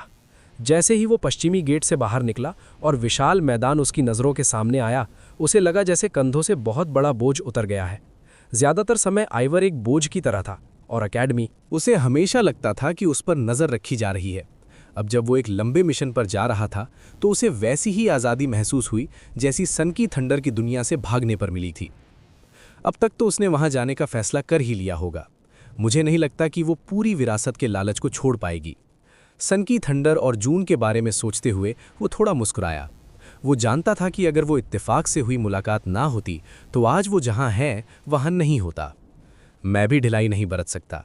मुझे हैरानी होगी अगर दलदल पहुंचने पर मेरी मुलाकात डॉरिस से हो गई, ध्रुव ने सोचा। मेलो जंगल के लिए जिस दूसरे शिकारी ने साइन अप किया था वो डॉरिस थी। उम्मीद है वो मेरे लिए कोई मुसीबत नहीं खड़ी करेगी। खैर, मैं अब अकेडमी में नहीं हूं। जैसे ही उसने ये सोचा, उसकी नज़रें दूर एक बिंदु पर टिक गईं और उसकी आभा तेज हो गई। पास के कुछ जादुई जानवर ध्रुव की ठंडक से डरकर रोने लगे। फिर वो आगे की ओर कूदा और तेज रफ्तार से दूर निकल गया। तीसरे दर्जे के शरीर वाले एक योद्धा के लिए 500 किलोमीटर की दूरी कोई बड़ी बात नहीं थी, लेकिन फिर भी ध्रुव को वहां पहुंचने में 3 दिन लग गए। उसने नक्शे के निर्देशों का पालन किया और आखिरकार मेलो जंगल पहुंच गया। वो और जल्दी पहुंच सकता था, लेकिन उसने अपनी ट्रेनिंग जारी रखने के लिए कई बार ब्रेक लिया। भले ही यहाँ ऊर्जा की मात्रा अकेडमी जैसी नहीं थी, फिर भी वो अपनी तरक्की रोकना नहीं चाहता था। इसके अलावा तीसरे कैसियर रून की ट्रेनिंग के लिए ऊर्जा के घनत्व की ज़रूरत नहीं थी, इसलिए उसका मानसिक विकास सामान्य गति से चलता रहा। अब दलदल जंगल के उत्तरी हिस्से में होना चाहिए। ध्रुव ने समय बर्बाद नहीं किया और जंगल में घुसते ही अपनी तलवारें निकाल ली। पेड़ों के नीचे थोड़ी रोशनी थी और माहौल बहुत नम था। ऐसा लग रहा था कि यहाँ अक्सर बारिश होती रहती है। एक काली आकृति एक डाल से दूसरी डाल पर कूदती हुई जंगल के और गहरे हिस्से की ओर बढ़ रही थी। ध्रुव ने पेड़ों के जरिए आगे बढ़ने की अपनी आदत फिर से शुरू कर दी थी और वो अपने आसपास के माहौल को परखने के लिए अपनी मानसिक शक्ति का इस्तेमाल कर रहा था। बीच बीच में उसकी पीठ से एक ऐसी आवाज़ निकलती थी जिसे इंसान नहीं सुन सकते थे। इको चमगादड़ जादुई जानवरों को ढूंढने के लिए अपने आसपास के इलाके को स्कैन कर रहा था। फिर भी कुछ पहले दर्जे के जीवों को छोड़कर ध्रुव को कुछ खास नहीं मिला। इसे खतरनाक इलाका कहने का तो कोई मतलब ही नहीं बनता। यहाँ तो एक बच्चा भी सुरक्षित रह सकता है। कुछ घंटों की खोजबीन में उसे कोई खतरा नहीं मिला और दलदली इलाका करीब आता जा रहा था। हो सकता है कि चौथे दर्जे के राक्षसों के पैदा होने के लिए बाकी जानवरों को खा लिया गया हो। ध्रुव आधे दिन तक दौड़ता रहा, तब जाकर उसे तीसरे दर्जे का पहला प्राणी मिला। ये एक जहरीला मेंढक था जिसकी ऊंचाई 1 मीटर थी और उसकी आंखें पीली थीं। हालांकि वो बुरी तरह घायल था। उसके पूरे शरीर पर गहरे घाव थे और उसका एक पैर गायब था। वो उस दिशा से भागने की पूरी कोशिश कर रहा था जिधर ध्रुव जा रहा था, लेकिन अपनी हालत की वजह से वो बहुत धीमे चल पा रहा था। ध्रुव ने उस पर छलांग लगाई और जांच पड़ताल करने से पहले ही उसका सिर धड़ से अलग कर दिया। जहरीले मेंढक आमतौर पर दलदली छिपकलियों के साथ ही रहते थे, इसलिए ये माना जा सकता है कि इसकी ये हालत दूसरे जीवों से लड़ने की वजह से हुई होगी। ये घाव इतने छोटे हैं कि ये चौथे दर्जे के जीवों के कारण नहीं हुए हैं। मेंढक सिर्फ 1 मीटर का था, जबकि दलदली छिपकली के तीसरे रैंक वाले रूप की औसत ऊंचाई 2.5 मीटर होती है। क्या इसे दूसरे दर्जे की छिपकलियों के झुंड ने घेरा था? अगर ऐसा है तो आगे कितनी छिपकलियां हैं? ध्रुव ने थोड़े शक के साथ उस दिशा में देखा जहां से मेंढक आया था। अगर किसी झुंड का आकार इतना बड़ा हो तो इसका आमतौर पर एक ही मतलब होता है, उनकी तादाद बढ़ रही है। वातावरण में मौजूद ऊर्जा की वजह से जादुई जीव आम जानवरों के बदले हुए रूप म्यूटेटेड फॉर्म्स थे। समय के साथ हर तरह का जादुई जीव एक अलग प्रजाति में बदल गया, जिससे कई अजीबोगरीब जीव पैदा हुए। कम से कम जादुई जीवों के जन्म के बारे में यही सबसे मानी हुई थ्योरी थी। वो ऊर्जा इंसानों को साधकों में और जानवरों को जादुई जीवों में बदल सकती थी। ये रहस्यमयी ताकत सचमुच कमाल की थी। बच्चे पैदा करने के अलावा नए जादुई जीव तब बनते हैं जब उच्च स्तर के प्राणी पर्यावरण पर असर डालते हैं। एक रैंक 4 की दलदली छिपकली अपने झुंड की अनगिनत साधारण छिपकलियों को जादुई राक्षसों में बदल सकती है। ध्रुव ने अपने दिमाग में जानकारियों को दोहराया। जादुई जीवों के बारे में उसका ज्ञान बहुत गहरा था। आखिरकार अकादमी ने उसे देश की सबसे बेहतरीन ट्रेनिंग दी थी। तीसरे दर्जे से नीचे कितने जीव हैं और उससे ऊपर कितने हैं? वो जानता था कि कमज़ोर जानवरों का इस्तेमाल करके तीसरे दर्जे के प्राणी को मारना मुश्किल काम था, जिसका मतलब था कि आगे मौजूद झुंड में कम से कम कुछ हजार जानवर तो होने ही चाहिए। ध्रुव ने पक्का इरादा किया और मेंढक के शरीर को अपने स्पेस रिंग में रखकर आगे बढ़ गया। उसने ये शिकार इसलिए चुना क्योंकि उसे भरोसा था कि अगर हालात बिगड़े तो वो उड़कर भाग निकलेगा। खतरे को पक्का किए बिना पीछे हटने का कोई तुक नहीं था। जैसे जैसे वो आगे बढ़ा, जमीन पर जहरीले मेंढकों के और भी शव दिखने लगे। इनकी मौत चोटों की वजह से हुई है। अगर ये झुंड के इलाके में रहते तो अब तक खा लिए गए होते। एक बड़े झुंड को बहुत सारे खाने की जरूरत होती है। जादुई जीवों का सबसे अच्छा खाना तो दूसरे जादुई जीव ही होते हैं। ऐसा हो ही नहीं सकता कि वे तीसरे दर्जे के ऐसे जीवों को छोड़ दें। उनके शरीर में बची हुई ऊर्जा उनके लिए बहुत ललचाने वाली होती है। दलदल की सीमा तक पहुंचने से पहले ध्रुव ने 1 और किलोमीटर का सफर तय किया, लेकिन वहां आसपास कोई और शव नहीं थे। ये गड़बड़ है।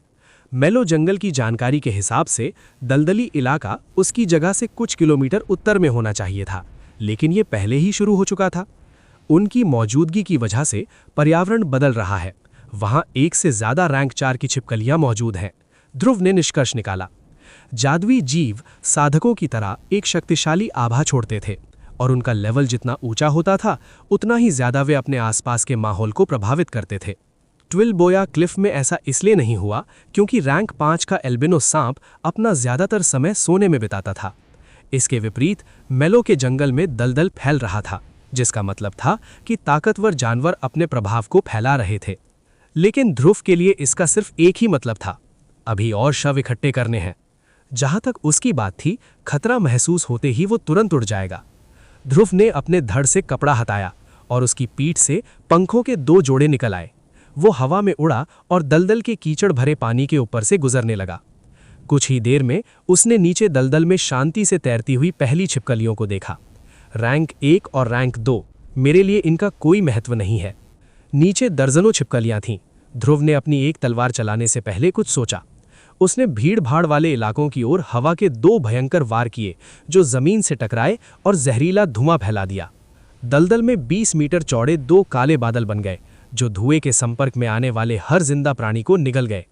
जब से वो दूसरे दर्जे का तांत्रिक यानी मेज बना था, उसके राक्षसी रूप की ताकत बढ़ गई थी। बस एक साधारण हमले से ही 50 से ज्यादा जादुई जानवरों को मार गिराया गया। जहां तक उसकी मानसिक शक्ति के खर्च की बात है, वो ना के बराबर था। बेहतर होगा अगर मैं उनके हमले से बचूं। मुझे नहीं लगता कि वे मेरा कुछ बिगाड़ सकते हैं, लेकिन रैंक 4 के जीवों से निपटते समय सावधानी बरतना ही सही है। वो सैकड़ों जानवरों से घिरना नहीं चाहता था, इसलिए उसने उन कमजोर प्राणियों को बिना किसी झिझक के मार डाला। उसके हमले से बची हुई छिपकलियां तितर-बितर हो गईं और दलदल के गहरे इलाके की ओर भागने लगीं। ध्रुव उसी दिशा में उड़ता रहा और जैसे ही किसी जगह जानवरों की तादाद बढ़ती, वो उन पर हमला कर देता। उसकी रफ्तार धीमी थी, लेकिन इससे उसे अपनी ज्यादातर ताकत बचाने और ये पक्का करने का मौका मिला कि उस पर पीछे से कोई हमला नहीं होगा। वो असल में अपने भागने का रास्ता साफ कर रहा था। आखिरकार मिल गए। जब वो 1 और किलोमीटर उड़ चुका था, तब उसे तीसरे दर्जे की पहली छिपकलियां दिखाई दी। वे लगभग 10 रैंक 2 छिपकलियों के ऊपर आलस से खड़ी थीं और उनमें से कुछ अजीबोगरीब आवाजें निकाल रही थीं। वे सचमुच संबंध बना रही हैं, ध्रुव ने सोचा। अगर उनके रैंक 3 वाले रूपों को भी ऐसा करने की छूट है, तो इसका मतलब है कि ये उनके नेताओं का आदेश है। वे दलदल को फैलाने के लिए जबरदस्ती झुंड की आबादी बढ़ा रहे हैं। जादुई जीवों के झुंडों में नियम बहुत सख्त होते हैं।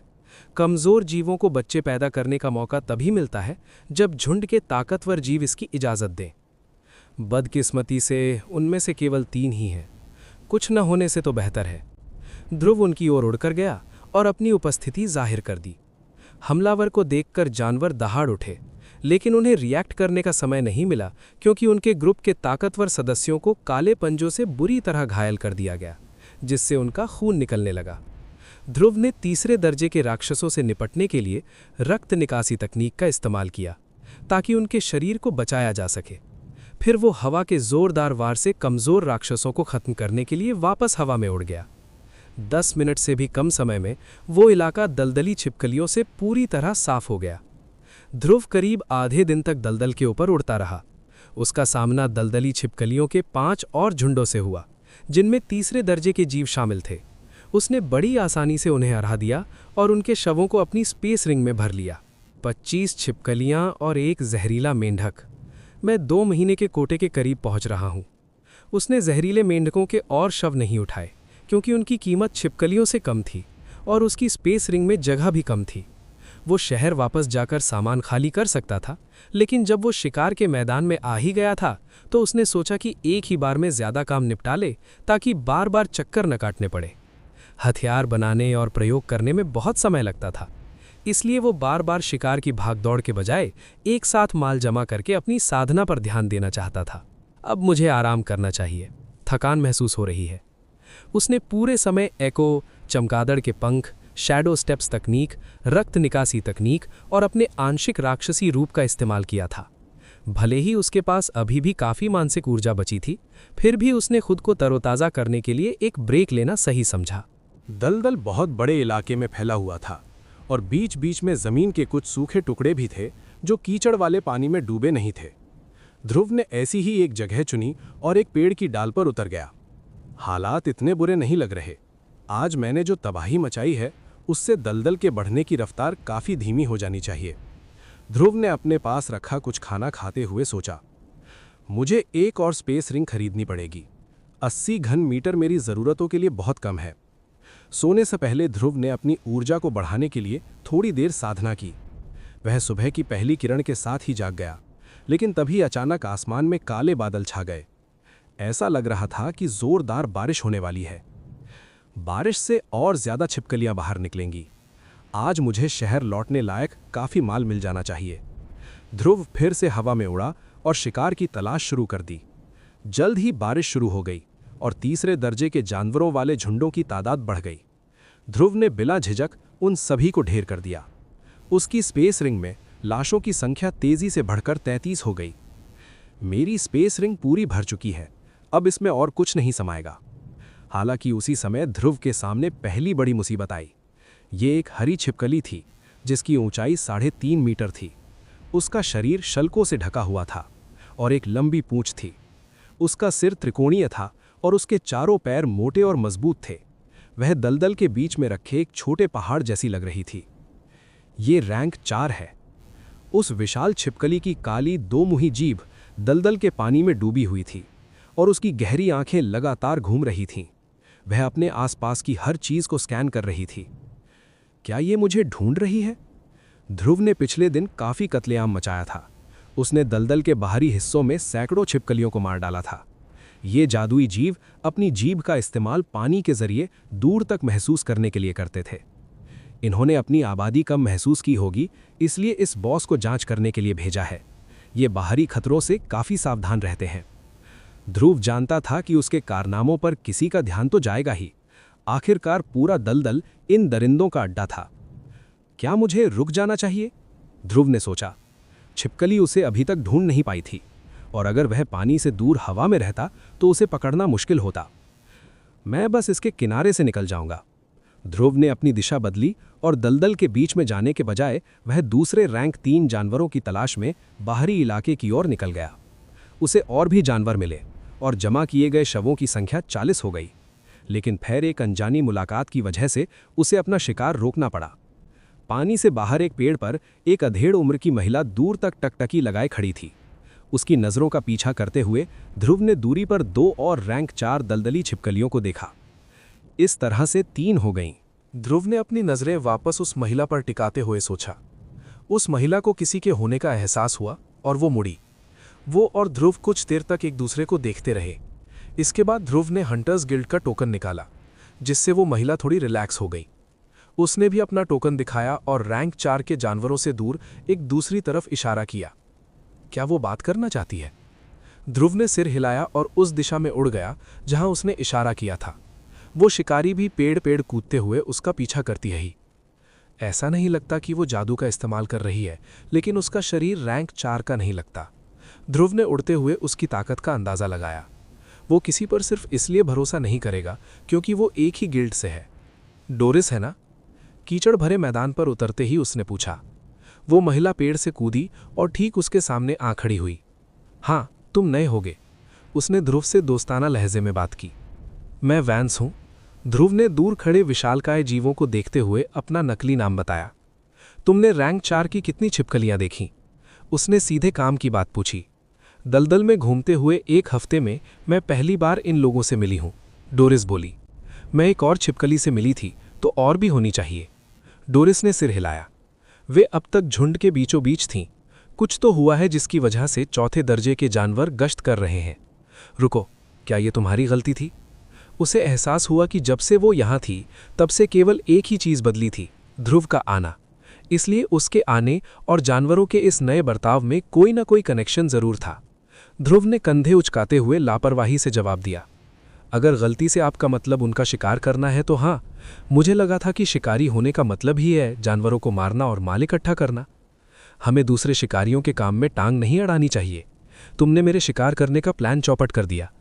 डोरिस गुस्से में ध्रुव पर चिल्लाई। आसमान से लगातार बारिश हो रही थी।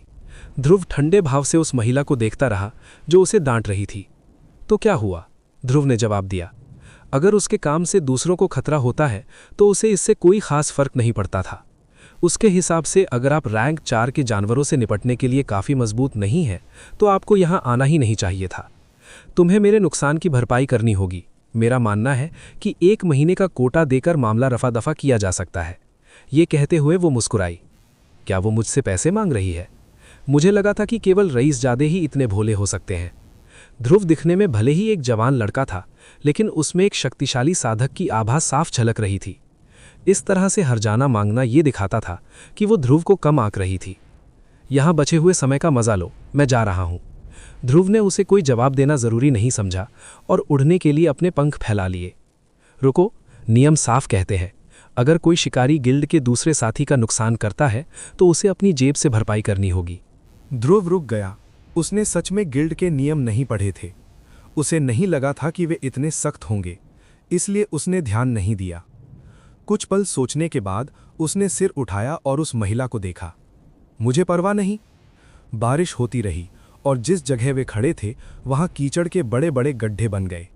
डोरिस ने एक गड्ढे में पैर रखा ताकि वो ध्रुव का पीछा कर सके, जो जाने के लिए मुड़ गया था। ए नौसिखिए, तुम्हें नियमों का पालन करना होगा, वरना क्री। एक तेज और भयानक चीख ने उसकी बात को बीच में ही काट दिया। वे दोनों उस दिशा में मुड़े जहां से आवाज आई थी। दूर खड़ी 2 रैंक 4 दलदली छिपकलियां अपनी जीभें अभी भी पानी में डुबोए हुए उन्हें घूर रही थीं। उनकी आंखों में नफरत थी। लानत है। ध्रुव को पता चल गया कि वे पकड़े गए हैं। उन जानवरों ने उन्हें ढूंढ लिया था और हमला करने के लिए तैयार थे। अरे, मेरा इंतजार करो। डोरिस ने भी भागने का फैसला किया और ध्रुव के पीछे दौड़ी। उसने पेड़ों पर चढ़ने के बजाय कीचड़ की परवाह किए बिना सीधे पानी में दौड़ना शुरू कर दिया। कीचड़ रैंक 3 के शरीर को रोक नहीं सकता था। क्री! एक और चीख सुनाई दी। वो तीसरी छिपकली, जिसे ध्रुव पहले छोड़ आया था, भी शोर सुनकर तेजी से उनकी ओर दौड़ी। दलदली छिपकलियां जमीन पर बहुत तेज नहीं थीं, लेकिन पानी में वे गजब की तैराक थीं। तीनों छिपकलियों ने उनका पीछा किया। रफ्तार बढ़ाने के लिए उन्होंने अपने शरीर का आधा हिस्सा दलदल में डुबो दिया। वे साफ तौर पर दोनों शिकारियों से तेज थीं। हालांकि ध्रुव बेफिक्र था। वो आकाश में आज़ादी से उड़ रहा था। उन जादुई जानवरों के पास दूर से हमला करने की कोई ताकत नहीं थी, इसलिए वो जब चाहे भाग सकता था। दूसरी ओर डोरिस की हालत खराब थी। वो घबराने लगी। वो बहुत संभल कर जानवरों के पास गई थी ताकि कोई उसे देख न ले। चूंकि उसके पास उन शक्तिशाली जीवों से लड़ने या बचने का कोई रास्ता नहीं था, इसलिए उसे धीरे धीरे आगे बढ़ना पड़ा था। जरा सी गलती का मतलब था मौत। यही वजह थी कि वो ध्रुव पर इतना भड़की थी। उसने सब कुछ बहुत सावधानी से प्लान किया था, लेकिन ध्रुव के आने से सब गुड़गोबर हो गया। रुको, मेरी मदद करो, वह ऊपर उड़ रहे ध्रुव पर चिल्लाई। फिर भी ध्रुव की तरफ से कोई जवाब नहीं आया। वह उससे दूर उड़ता रहा। डोरिस समझ गई कि उसे मरने के लिए छोड़ दिया गया है। उसकी आंखों में एक पागलपन सा आ गया। उसने अपने पैरों में पूरी ताकत भरी और एक जोरदार छलांग लगाई। कीचड़ और गंदे पानी की एक लंबी लकीर हवा में उड़ी और वो 10 मीटर की ऊंचाई तक पहुंच गई। उसने अपना हाथ फैलाया और उस शिकारी का दाहिना पैर पकड़ने की कोशिश की, जिसने उसका खेल बिगाड़ा था। ये क्या बकवास है? ध्रुव ने मुड़कर देखा तो डोरिस उसके पैर से लटकी हुई थी और उसके चेहरे पर एक घमंडी मुस्कान थी। वो अपने साथ किसी दूसरे व्यक्ति का भार लेकर उड़ नहीं सकता था। जैसे ही वे दोनों नीचे दलदल की ओर गिरने लगे, ध्रुव का चेहरा गंभीर हो गया।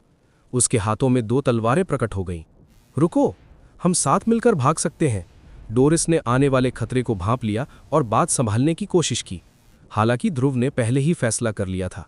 उसने असुरा का पहला रूप और अपना राक्षसी रूप एक साथ इस्तेमाल किया। उसके हमलों के साथ जहरीला धुआं भी निकला। 12 तलवारें एक साथ चलीं और डोरिस के शरीर पर बरस पड़ी। उसके हाथ कट गए, उसकी कमर में छेद हो गया और उसका गला कट गया। दलदल में गिरते हुए ध्रुव से उसकी दूरी बढ़ती जा रही थी और वो फटी आंखों से उसे घूर रही थी। ध्रुव ने फुर्ती से उसके गिरने वाले दोनों कटे हुए हाथों को पकड़ लिया, क्योंकि उनमें शायद स्पेस रिंग हो सकती थी, और हवा में खड़ा होकर ठंडे दिमाग से उस मंजर को देखता रहा।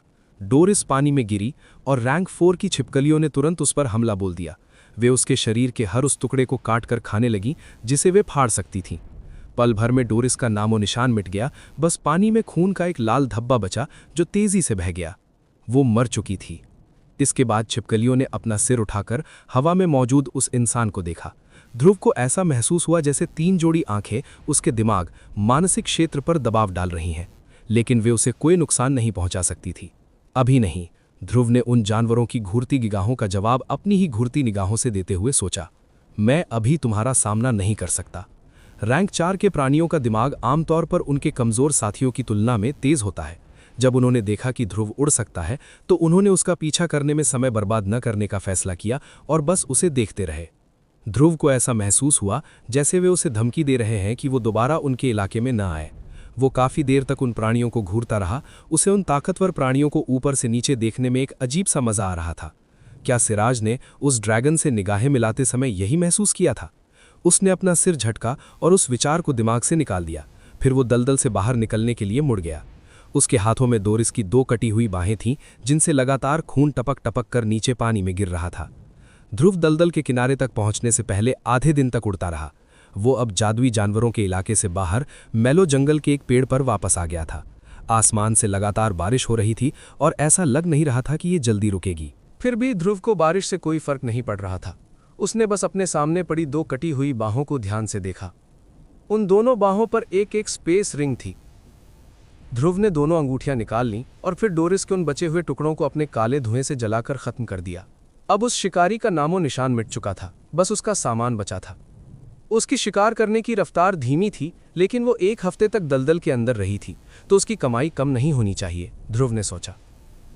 वो वापस उस छिपकलियों के अड्डे में नहीं जाना चाहता था, क्योंकि रैंक 4 के जानवर अब चौकन्ने हो चुके थे। इसका मतलब था कि वो अब पहले की तरह खुलकर शिकार नहीं कर सकता था। लेकिन सिर्फ 40 जानवरों के शवों के साथ शहर वापस जाना भी उसे मंजूर नहीं था। जाली दस्तावेज बनाने में उसके 2 महीने वैसे ही बर्बाद हो चुके थे। उसे अपना कोटा पूरा करने के लिए और माल चाहिए था। ध्रुव ने पहली स्पेस रिंग को चेक किया और अपनी मानसिक शक्ति का इस्तेमाल करके डोरिस की सुरक्षा को तोड़ दिया। ये काम आसानी से हो गया, क्योंकि अंगूठी का पिछला मालिक मर चुका था, इसलिए उस पर लगा निशान कमजोर पड़ गया था। बुरा नहीं है, वो सच में पूरी तैयारी के साथ आई थी। ये स्पेस रिंग 50 घन मीटर बड़ी थी, जो ध्रुव की सबसे बड़ी अंगूठी के बराबर थी। अंदर कई तरह की दवाइयां और गोलियां थीं, जो एक शिकारी के लिए हर तरह के खतरे से निपटने में मददगार होती हैं। अरे वाह, ये जहर के असर को काटने के लिए है। ये जलने पर काम आएगी, और ये तो खून बहना भी तुरंत रोक सकती है। वाह, डोरिस वाकई एक पक्की शिकारी थी। ध्रुव दवाइयों का एक्सपर्ट नहीं था, लेकिन उसे अकादमी में इनके बारे में अच्छी खासी जानकारी दी गई थी। उन चीज़ों और 10,000 क्रेडिट के अलावा वहां उसकी साधना के लिए भी ज़रूरी चीज़ें थीं। ध्रुव को एक और पृथ्वी की गोली मिली, और फिर कुछ ऐसा दिखा जिसे देखकर उसकी आंखें हैरानी से फटी रह गईं। जानवर का एसेंस। डोरिस शायद इसके सहारे अपने शरीर को 3रे दर्जे के शिखर पर ले जाना चाहती थी। जानवर का एसेंस उस जादुई लिक्विड का एक बहुत पावरफुल वर्जन था, जो ध्रुव ने बहुत पहले इस्तेमाल किया था। यह समझ में आता है, क्योंकि ये भी जादुई जानवरों से ही बनता है, तो उसने इसे डिस्काउंट पर खरीदा होगा। फिर भी इसकी कीमत कम नहीं है। उसने इसे खरीदने के लिए शायद काफी समय तक पैसे जोड़े होंगे। डोरिस का शरीर ध्रुव की तरह ही रैंक 3 का था। हालांकि उसकी हालत उतनी अच्छी नहीं लग रही थी। 50 साल जीने के बाद भी वो उसी लेवल पर अटकी हुई थी। उसकी तरक्की शाही शहर के बाकी साधकों के मुकाबले बहुत धीमी थी। लेकिन इसमें उसकी कोई गलती नहीं थी। तकनीकों और मंत्रों पर बड़े कुलीन परिवारों का कब्जा था। आप उन्हें या तो भारी कीमत चुकाकर पा सकते थे, या फिर उन परिवारों की गुलामी करके। अकादमी ही एक ऐसी जगह थी जहां ये कीमती चीजें कम दाम पर मिलती थीं, जिससे छात्रों को लगातार आगे बढ़ने का मौका मिलता था। इसीलिए अकादमी को कुलीन और अमीर लोगों के लिए भी ट्रेनिंग की सबसे अच्छी जगह माना जाता था। डोरिस शिकारी संघ में थी और अपनी ताकत बढ़ाने के लिए धीरे धीरे पैसे जमा कर रही थी। जहां तक राजधानी में किसी अमीर परिवार का बॉडीगार्ड बनने की बात है तो उसके लेवल के सैकड़ों योद्धा थे, इसलिए कंपटीशन बहुत तगड़ा था। अफसोस की बात है कि उसने अपनी तकनीकें अपने पास नहीं रखीं। उसने उन्हें सीखते ही बेच दिया होगा। उसकी स्पेस रिंग में कोई साधना विधि या तकनीक की किताब नहीं थी। ये बात समझ में आने लायक थी। जादुई चित्र और तकनीकें बहुत कीमती होती हैं और उनकी नकल करना मुश्किल होता है। ज्यादातर शिकारी हुनर सीखने के लिए उन्हें खरीदते हैं और फिर पैसे वापस पाने के लिए उन्हें बेच देते हैं। सिर्फ वही लोग उन्हें अपने पास रखते हैं जिन्हें पैसों की दिक्कत नहीं होती या जो अपनी शक्तियों को छिपाकर रखना चाहते हैं। मिसाल के तौर पर ध्रुव अपनी वॉर्प तकनीक को कभी नहीं बेचेगा। वो तो यही चाहेगा कि भविष्य में अंधकार तत्व का कोई दूसरा योद्धा पैदा ही ना हो जो इसका इस्तेमाल कर सके। और मेरे पास एक और हथियार है जिसे मैं तुरंत बेच नहीं सकता। बहुत बढ़िया, ध्रुव ने व्यंग्य में सोचा। डोरिस का चाकू भी स्पेस रिंग में था। ये एक नक्काशीदार हथियार था, इसलिए इसकी कीमत कम नहीं थी, लेकिन ध्रुव इसे बेच नहीं सकता था, वरना सबको पता चल जाता कि उसने ही डोरिस को मारा है। दूसरी वाली अंगूठी वो होनी चाहिए जिसमें जादुई जानवरों के शव हैं। ध्रुव ने अपना ध्यान दूसरी अंगूठी पर लगाया। जैसा कि उसने अंदाजा लगाया था, उसमें लगभग 20 रैंक 3 छिपकलियों के शव थे और वो भी 50 घन मीटर बड़ी थी। इनसे मेरा 4 महीने का कोटा पूरा हो जाएगा, लेकिन मैं शवों को इस हालत में नहीं रख सकता। छिपकलियों के शरीर पर चाकू से काटने के साफ निशान थे। कोई भी एक्सपर्ट ये बता सकता था कि इन्हें ध्रुव ने नहीं, किसी और ने मारा है। ध्रुव ने डोरिस द्वारा छोड़े गए निशानों को मिटाने और बदलने में पूरा दिन लगा दिया। उसने सबसे पहले शवों से बचा हुआ खून निकालने के लिए रक्त निकासी तकनीक का इस्तेमाल किया। फिर उसने उनकी खाल पर अपनी तलवार से नए घाव किए। जहां चाकू के निशान बहुत गहरे थे, वहां उसने सीधे अंगों को ही काट दिया। इस तरह उनका दाम तो कम हो गया, लेकिन अब ध्रुव के शिकार करने का तरीका और डोरिस के तरीके में कोई फर्क नहीं बचा था। इतना काफ़ी होना चाहिए। अब मुझे चीज़ों को कैसे सेट करना चाहिए? खतरनाक हालात में फुर्ती दिखाने के लिए ध्रुव अपनी स्पेस रिंग्स को बहुत व्यवस्थित रखता था। आखिरकार उसने अपना सारा निजी सामान अपने नए वाले रिंग में रखने का फैसला किया। इसमें उसने अपनी सभी दवाइयाँ, तकनीकें, मंत्र, हथियार और साधना का सामान रख दिया। बाकी 3 अंगूठियां जादुई जानवरों के शवों जैसी चीज़ों के लिए रखी गईं। जब उसने सब कुछ सेट कर लिया तो उसके दोनों हाथों में 2-2 अंगूठियां थीं, जिनका कुल स्पेस 180 घन मीटर था। मुझे लगता है कि मेरा पहला शिकार खत्म हो गया है, ध्रुव ने सोचा। तभी उसके हाथों में गहरे लाल रंग के लिक्विड से भरी एक बोतल आ गई। ये जानवर का एसेंस था। मुझे वापस जाने की कोई जल्दी नहीं है। जब तक यहाँ कोई नहीं है, मुझे इसका इस्तेमाल करके अपनी ताकत बढ़ानी चाहिए। ध्रुव अभी भी बिना शर्ट के था, इसलिए उसे बस एसेंस को अपने शरीर पर लगाना था। उसने सावधानी से छोटी बोतल खोली और उसके अंदर का लिक्विड उन जगहों पर लगाया जहां उसके 7 एक्यू पॉइंट्स थे। वो लिक्विड गाढ़ा था और उसमें से बदबू आ रही थी, लेकिन उसका असर तुरंत दिखा। एक्यू पॉइंट्स ने अपने आप रिएक्शन दिया और तेजी से हवा में मौजूद ऊर्जा को सोखना शुरू कर दिया। ध्रुव ने तुरंत बोतल को एक तरफ रख दिया और अपने यिन शरीर पर ध्यान लगाया। वो यूं ही ऊर्जा को सोख नहीं सकता था। उसे नुकसान से बचने के लिए इसे सही रास्तों से गुजारना था। उसकी पीठ पर 7 भंवर बन गए थे। उनके घूमने की रफ्तार बहुत तेज थी। वे एक वैक्यूम क्लीनर की तरह ऊर्जा को खींच रहे थे। जानवर का एसेंस एक ऐसी दवा थी जो कुछ समय के लिए योद्धा को जादुई जानवरों की तरह ऊर्जा सोखने की ताकत देती थी, जिससे शरीर को मिलने वाली ताकत कई गुना बढ़ जाती थी। वो ऊर्जा उसके शरीर में घुसकर उसकी पीठ पर जमा हो गई। वो उतनी ही ठंडी थी जितनी उसे आदत थी, यानी दवा सही काम कर रही थी। फिर उसने इसे अपने डांटियन में भेजा ताकि इसे शुद्ध किया जा सके और ये उसकी हड्डियों को मजबूत बना सके। चूंकि इस तरह से सोखी गई ऊर्जा की मात्रा नॉर्मल से बहुत ज्यादा थी, इसलिए ध्रुव एक ही समय में अपनी डार्क वर्टेक्स तकनीक की साधना नहीं कर सकता था, वरना उसके डांटियन पर बहुत ज्यादा दबाव पड़ता। ध्रुव ने बोतल खाली होने तक 1 हफ्ते तक यही साधना जारी रखी। दवा का असर खत्म होते ही उसने जोर से सांस छोड़ी और अपनी साधना रोक दी। उसकी त्वचा और भी पीली पड़ गई थी और उसके अंदर की ठंडक और भी गहरी हो गई थी। हालांकि उसे महसूस हुआ कि उसकी ताकत फिर से बढ़ गई है। मैं अभी भी रैंक 3 के शिखर से थोड़ा दूर हूं, लेकिन मैंने पक्का कुछ तरक्की की है, ध्रुव ने अपने शरीर की जांच करने के बाद सोचा। उसे पक्का नहीं पता था कि उसके डांटियन को गैसियस स्टेज के पीक तक पहुंचने में कितना समय लगेगा और उसका मानसिक क्षेत्र अभी तीसरे लेवल से बहुत दूर था, लेकिन उसे यकीन था कि उसका शरीर अगले पड़ाव के करीब पहुंच रहा है। ज्यादा से ज्यादा 2 साल और फिर मुझे दर्दनाक मुसीबतों का सामना करना पड़ेगा। चूंकि अगले लेवल पर उसका शरीर वीरों यानी हीरो रैंक के लेवल में घुस जाएगा, इसलिए उसे कुदरत की पहली बड़ी परीक्षा का सामना करना पड़ेगा। मुझे अब वापस जाना चाहिए। राजधानी के पश्चिमी गेट तक पहुंचने में ध्रुव को 2 दिन लगे। अब तक वो रास्ता अच्छे से जान चुका था, जिससे वापस लौटने में कम समय लगा। जब वो अपने किराए के कमरे में लौटा तो उसने देखा कि आइवर खाली जारों के बर्तमानों से घिरे एक कोने में सो रहा था। कैसा रहा तुम्हारा ट्रिप? ध्रुव की आहट सुनकर आइवर ने अपनी आंखें खोली। हमेशा की तरह उसे नींद से जागकर बात समझने में कुछ समय लगा। उसने कोई जवाब नहीं दिया और सीधे ध्रुव को 3000 क्रेडिट थमा दिए। ध्रुव हैरान रह गया। उसने केवल आइवर को 2000 क्रेडिट का माल और चांदनी सुइयां दी थीं। मेरी बनाई चीजों की कीमत इतनी ज्यादा थी? आइवर ने धीरे से नाक सिकोड़ी और अपनी आस्तीन से अपनी नाक पोंछी। वे बूढ़े खूसट कीमत कम करना चाहते थे क्योंकि उन्हें लगा कि माल चोरी का है, लेकिन जब उन्होंने सुइयों में मौजूद तत्व को देखा तो उनकी बोलती बंद हो गई। आइवर ने बताया, 1500 क्रेडिट मिले उन सुइयों के। अफसोस की बात है कि वे सिर्फ 2 बार इस्तेमाल होने वाले हथियार थे, वरना इनकी कीमत आसमान छू जाती। तुम्हें खुद पर गर्व होना चाहिए। बहुत कम नक्काशीदार चीजें उन घमंडी मास्टर्स का मुंह बंद कर पाती हैं। अगर तुम हथियार बनाने में और समय लगाओगे तो समाज में तुम्हारी इज्जत बढ़ जाएगी। ध्रुव ने उसकी बातों को अनसुना कर दिया और अपनी तलवारें निकालकर उन्हें ध्यान से देखने लगा। राक्षसी रूप के आखिरी इस्तेमाल के बाद उसने इनकी मरम्मत नहीं की थी और उनके ब्लेड पर हल्की दरारें दिखाई दे रही थीं। मेरी ताकत इतनी बढ़ गई है कि मेरे मौजूदा हथियार मुश्किल से ही इसे झेल पा रहे हैं। जब भी वो आंशिक राक्षसी रूप का इस्तेमाल करता था, उसकी तलवारों को नुकसान पहुंचता था। वो जहरीला धुआं इतना खतरनाक था कि उसे पूरी तरह कंट्रोल करना नामुमकिन था। किस्मत से ये जादू बनाने वाले ने मेरे कपड़ों को मेरे शरीर का हिस्सा माना था, वरना हर बार इसका इस्तेमाल करने पर मैं नंगा हो जाता। अफसोस कि वो हथियारों के लिए ऐसा कुछ नहीं कर सका। ध्रुव ने अपनी ऊर्जा तलवारों में डाली। उन पर लिखे अक्षर चमक उठे, जिससे टूटे हुए हिस्से ठीक हो गए और धार फिर से तेज हो गई। ये अच्छे हथियार हैं। इनकी कीमत कुछ 1000 क्रेडिट हो सकती है। आइवर ने चांदी के ब्लेडों को देखते हुए अंदाजा लगाया।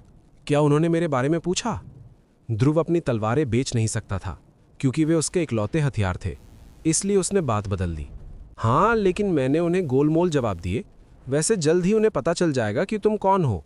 तुम्हारा स्टाइल इतना अलग है कि उसे नज़रअंदाज नहीं किया जा सकता, आइवर बोला। ध्रुव ने सिर हिलाया। उसे भी यही उम्मीद थी। अपनी तलवारें ठीक करने के बाद उसने उन्हें वापस अपनी स्पेस रिंग में रख दिया और खड़ा हो गया। उसने आइवर को अपने पीछे आने का इशारा किया। चलो, गिल्ड में वापस चलते हैं और रहने के लिए एक नई जगह ढूंढते हैं। क्या? लेकिन अभी भी हमें आधे महीने से ज्यादा का किराया देना बाकी है, आइवर ने शिकायत की।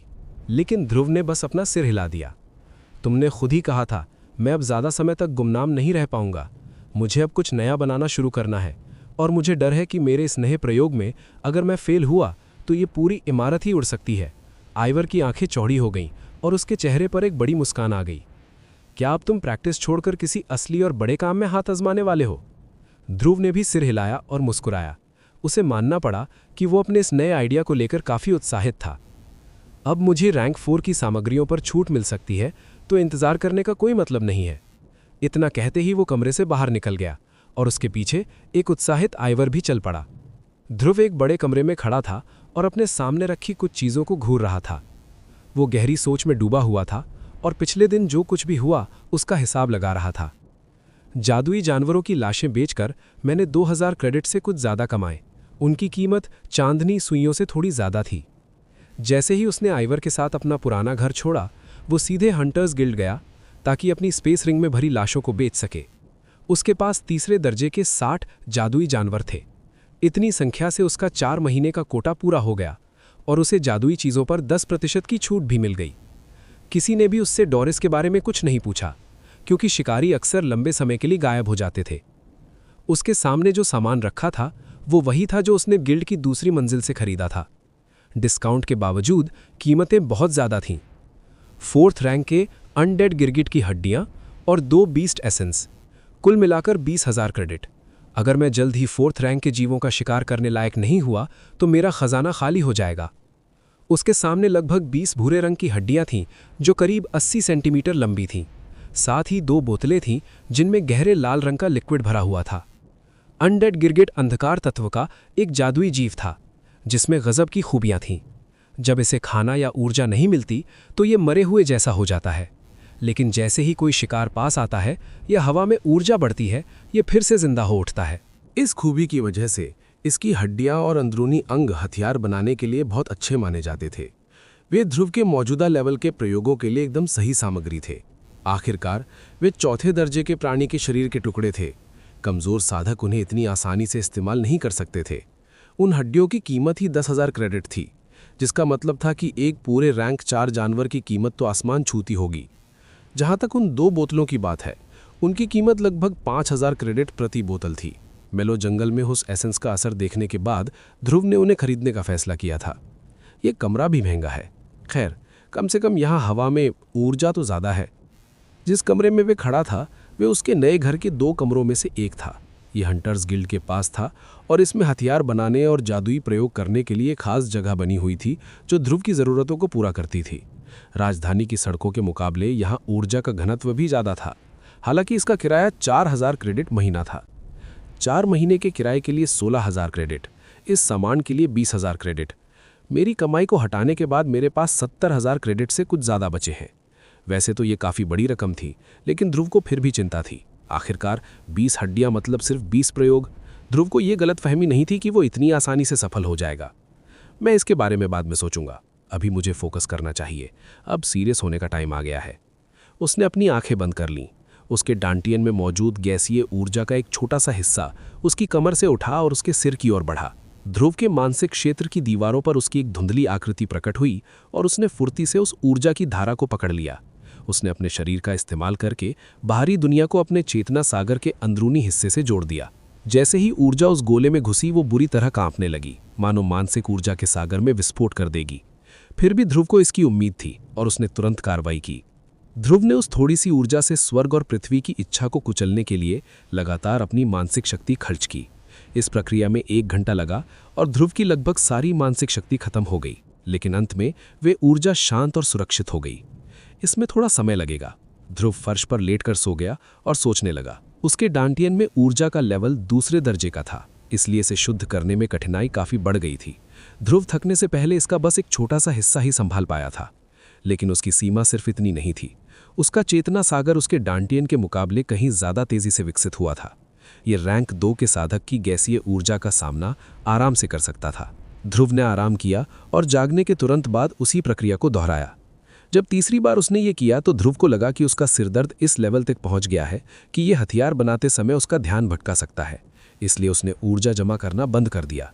एक और दिन के आराम के बाद अब अपनी इच्छा शक्ति दिखाने का समय आ गया था। उसके चेतना सागर में फैली काली गैस समुद्र में समा गई। ध्रुव 3 दिनों तक एक ऐसी तलवार की कल्पना करता रहा जो आसमान को 2 टुकड़ों में चीर रही थी। वो ऊर्जा पर अपनी इच्छा शक्ति को थोपने में बेहतर हो गया था। जब ये काम पूरा हुआ तो उसके मानसिक क्षेत्र में एक छोटी सी काली तलवार खड़ी थी जो बहुत ही तेज धारदार लग रही थी। अब समय आ गया है। उसने अपनी शारीरिक ताकत के पूरी तरह वापस आने का इंतजार किया और अनडेड गिरगिट की हड्डी को अपने सामने रख दिया। ये मेरी रचना का आधार होगा।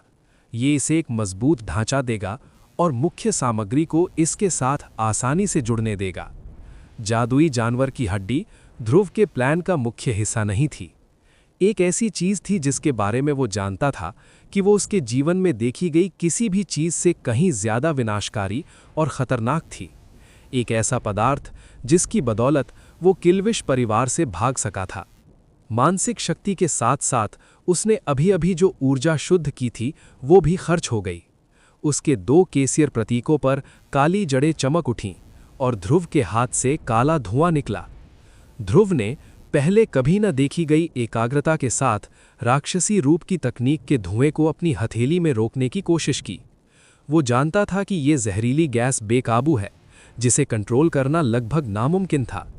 लेकिन अगर वो इसे पैदा करने के लिए अपनी पर्सनल ऊर्जा का इस्तेमाल करता है, फिर इसे काबू करने के लिए अपने मजबूत कनेक्शन का इस्तेमाल करता है, तो क्या ये इसे उसकी मुख्य सामग्री बनाने के लिए काफ़ी होगा? जब ध्रुव का फोकस अपनी हद पार कर गया तो उसकी आंखें चमक उठीं।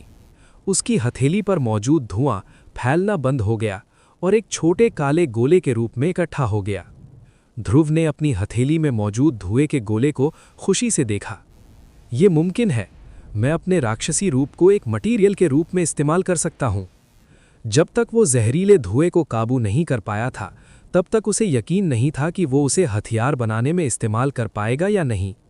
आसान काम तो हो गया, अब मुझे धुएं को गिरगिट की हड्डी के साथ मिलाकर उसे आकार देना है।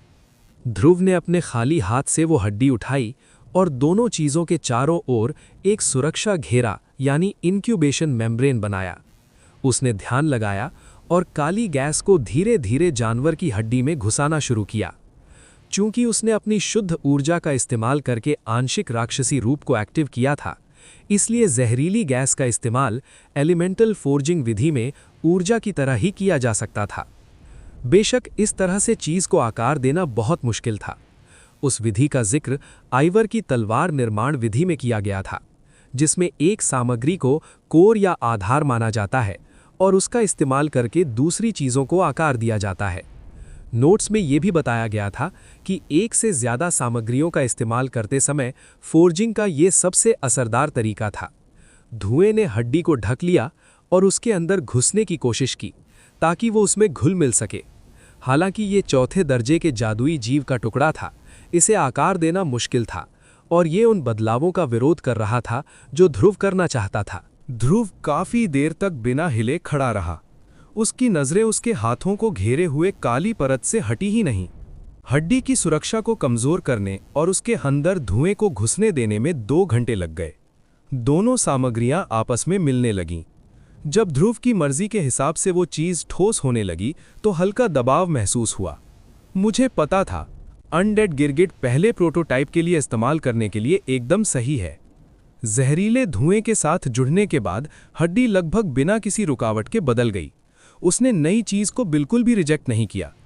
बेशक उस समय ध्रुव जो कर रहा था वो उसकी मास्टरपीस के लिए किए जा रहे प्रयोग का बस शुरुआती चरण था।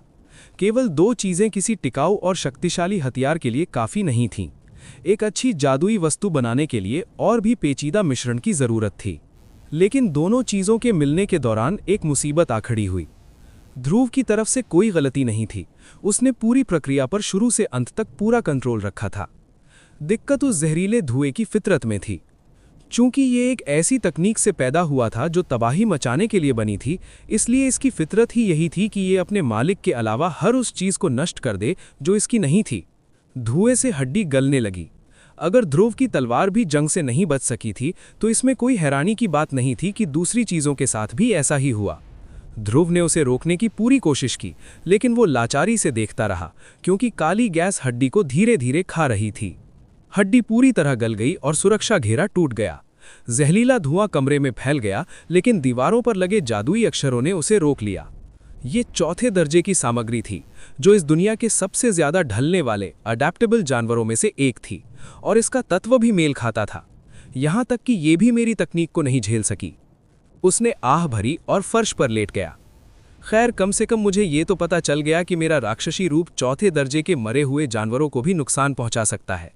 जब मुझे चौथे दर्जे का शरीर मिल जाएगा तो मैं उस क्लाउड ईगल से निपट पाऊंगा। जहां तक हथियार बनाने की बात है, उसने फिर आह भरी। ऐसा नहीं है कि उसने इस बारे में सोचा नहीं था।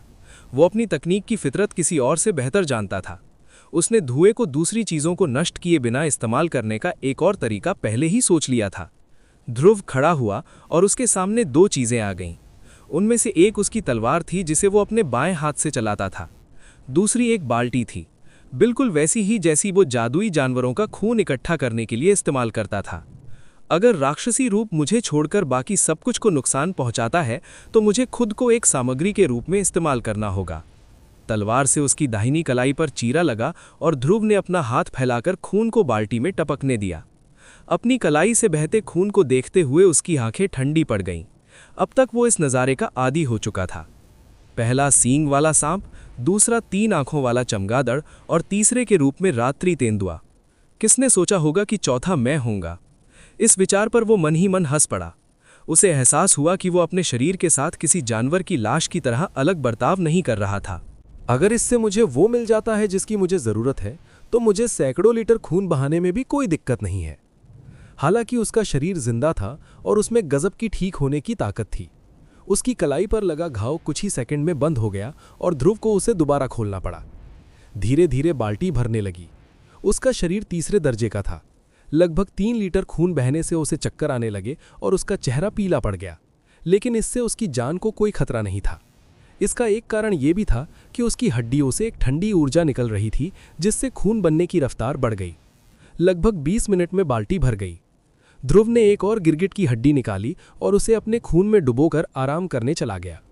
अगले कुछ दिनों में ध्रुव ने अपने खून से और बाल्टियां भरी और उनमें बाकी बची 18 गिरगिट की हड्डियों को डुबो दिया। उन्हें सावधानी से सील करने के बाद उसने उन बाल्टियों को अपनी स्पेस रिंग में रख दिया। ध्रुव के हिसाब से हड्डियों की बनावट बदलने के लिए उन बर्तनों को कम से कम 1 महीने तक सील करके रखना जरूरी था। अमर गिरगिट एक दुर्लभ जीव था। जादुई जीवों के एक्सपर्ट्स को इसकी ढलने की क्षमता के बारे में अच्छे से पता था और यही वजह थी कि इसकी कीमत इतनी ज्यादा थी। मुझे लगता है अब मैं 18 साल का हो गया हूँ। अपने घर की खिड़की से आती रोशनी को देखते हुए ध्रुव ने सोचा। चूंकि उसे हड्डियों के तैयार होने का इंतजार था, इसलिए उसने अपना पूरा ध्यान अपनी ट्रेनिंग पर लगा दिया, खास तौर पर अपने यिन शरीर को मजबूत करने पर। बीस्ट एसेंस की एक बोतल पहले ही खत्म हो चुकी थी और दूसरी भी लगभग खाली थी। उसके पास बस एक और रात की ट्रेनिंग के लिए वो लिक्विड बचा था।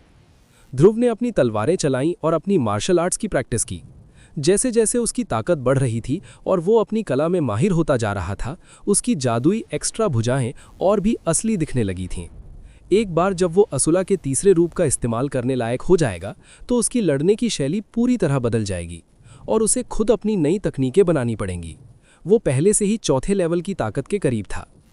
अगर मोटे तौर पर देखा जाए तो मार्शल आर्ट्स और तलवारबाजी तकनीकों की ही एक कमज़ोर रूप है। योद्धा अपनी हरकतों से हवा में एक पैटर्न बनाते हैं और उसी हिसाब से ऊर्जा को कंट्रोल करके वही असर पैदा करते हैं। मुझे लगता है अभी इसके बारे में सोचना थोड़ी जल्दबाजी होगी। मुझे अभी अपनी मौजूदा कला में ही मास्टर बनना है। साधना के मामले में उसका ज्ञान बहुत गहरा था। ज़्यादातर कुलीन परिवार अपने बच्चों को सिखाने के लिए सिर्फ अपनी जमा की हुई तकनीकों पर ही भरोसा करते थे। उन्हें ये नहीं पता होता था कि ये तकनीकें काम कैसे करती हैं या बनी कैसे हैं। ध्रुव को इसका एहसास नहीं था, लेकिन उसकी नींव बहुत मजबूत थी। अगर कीमेगरी जैसे कुछ खास विषयों को छोड़ दिया जाए तो साधना की ऐसी बहुत सी चीज़ें थीं जिनके बारे में उसे डाउट था।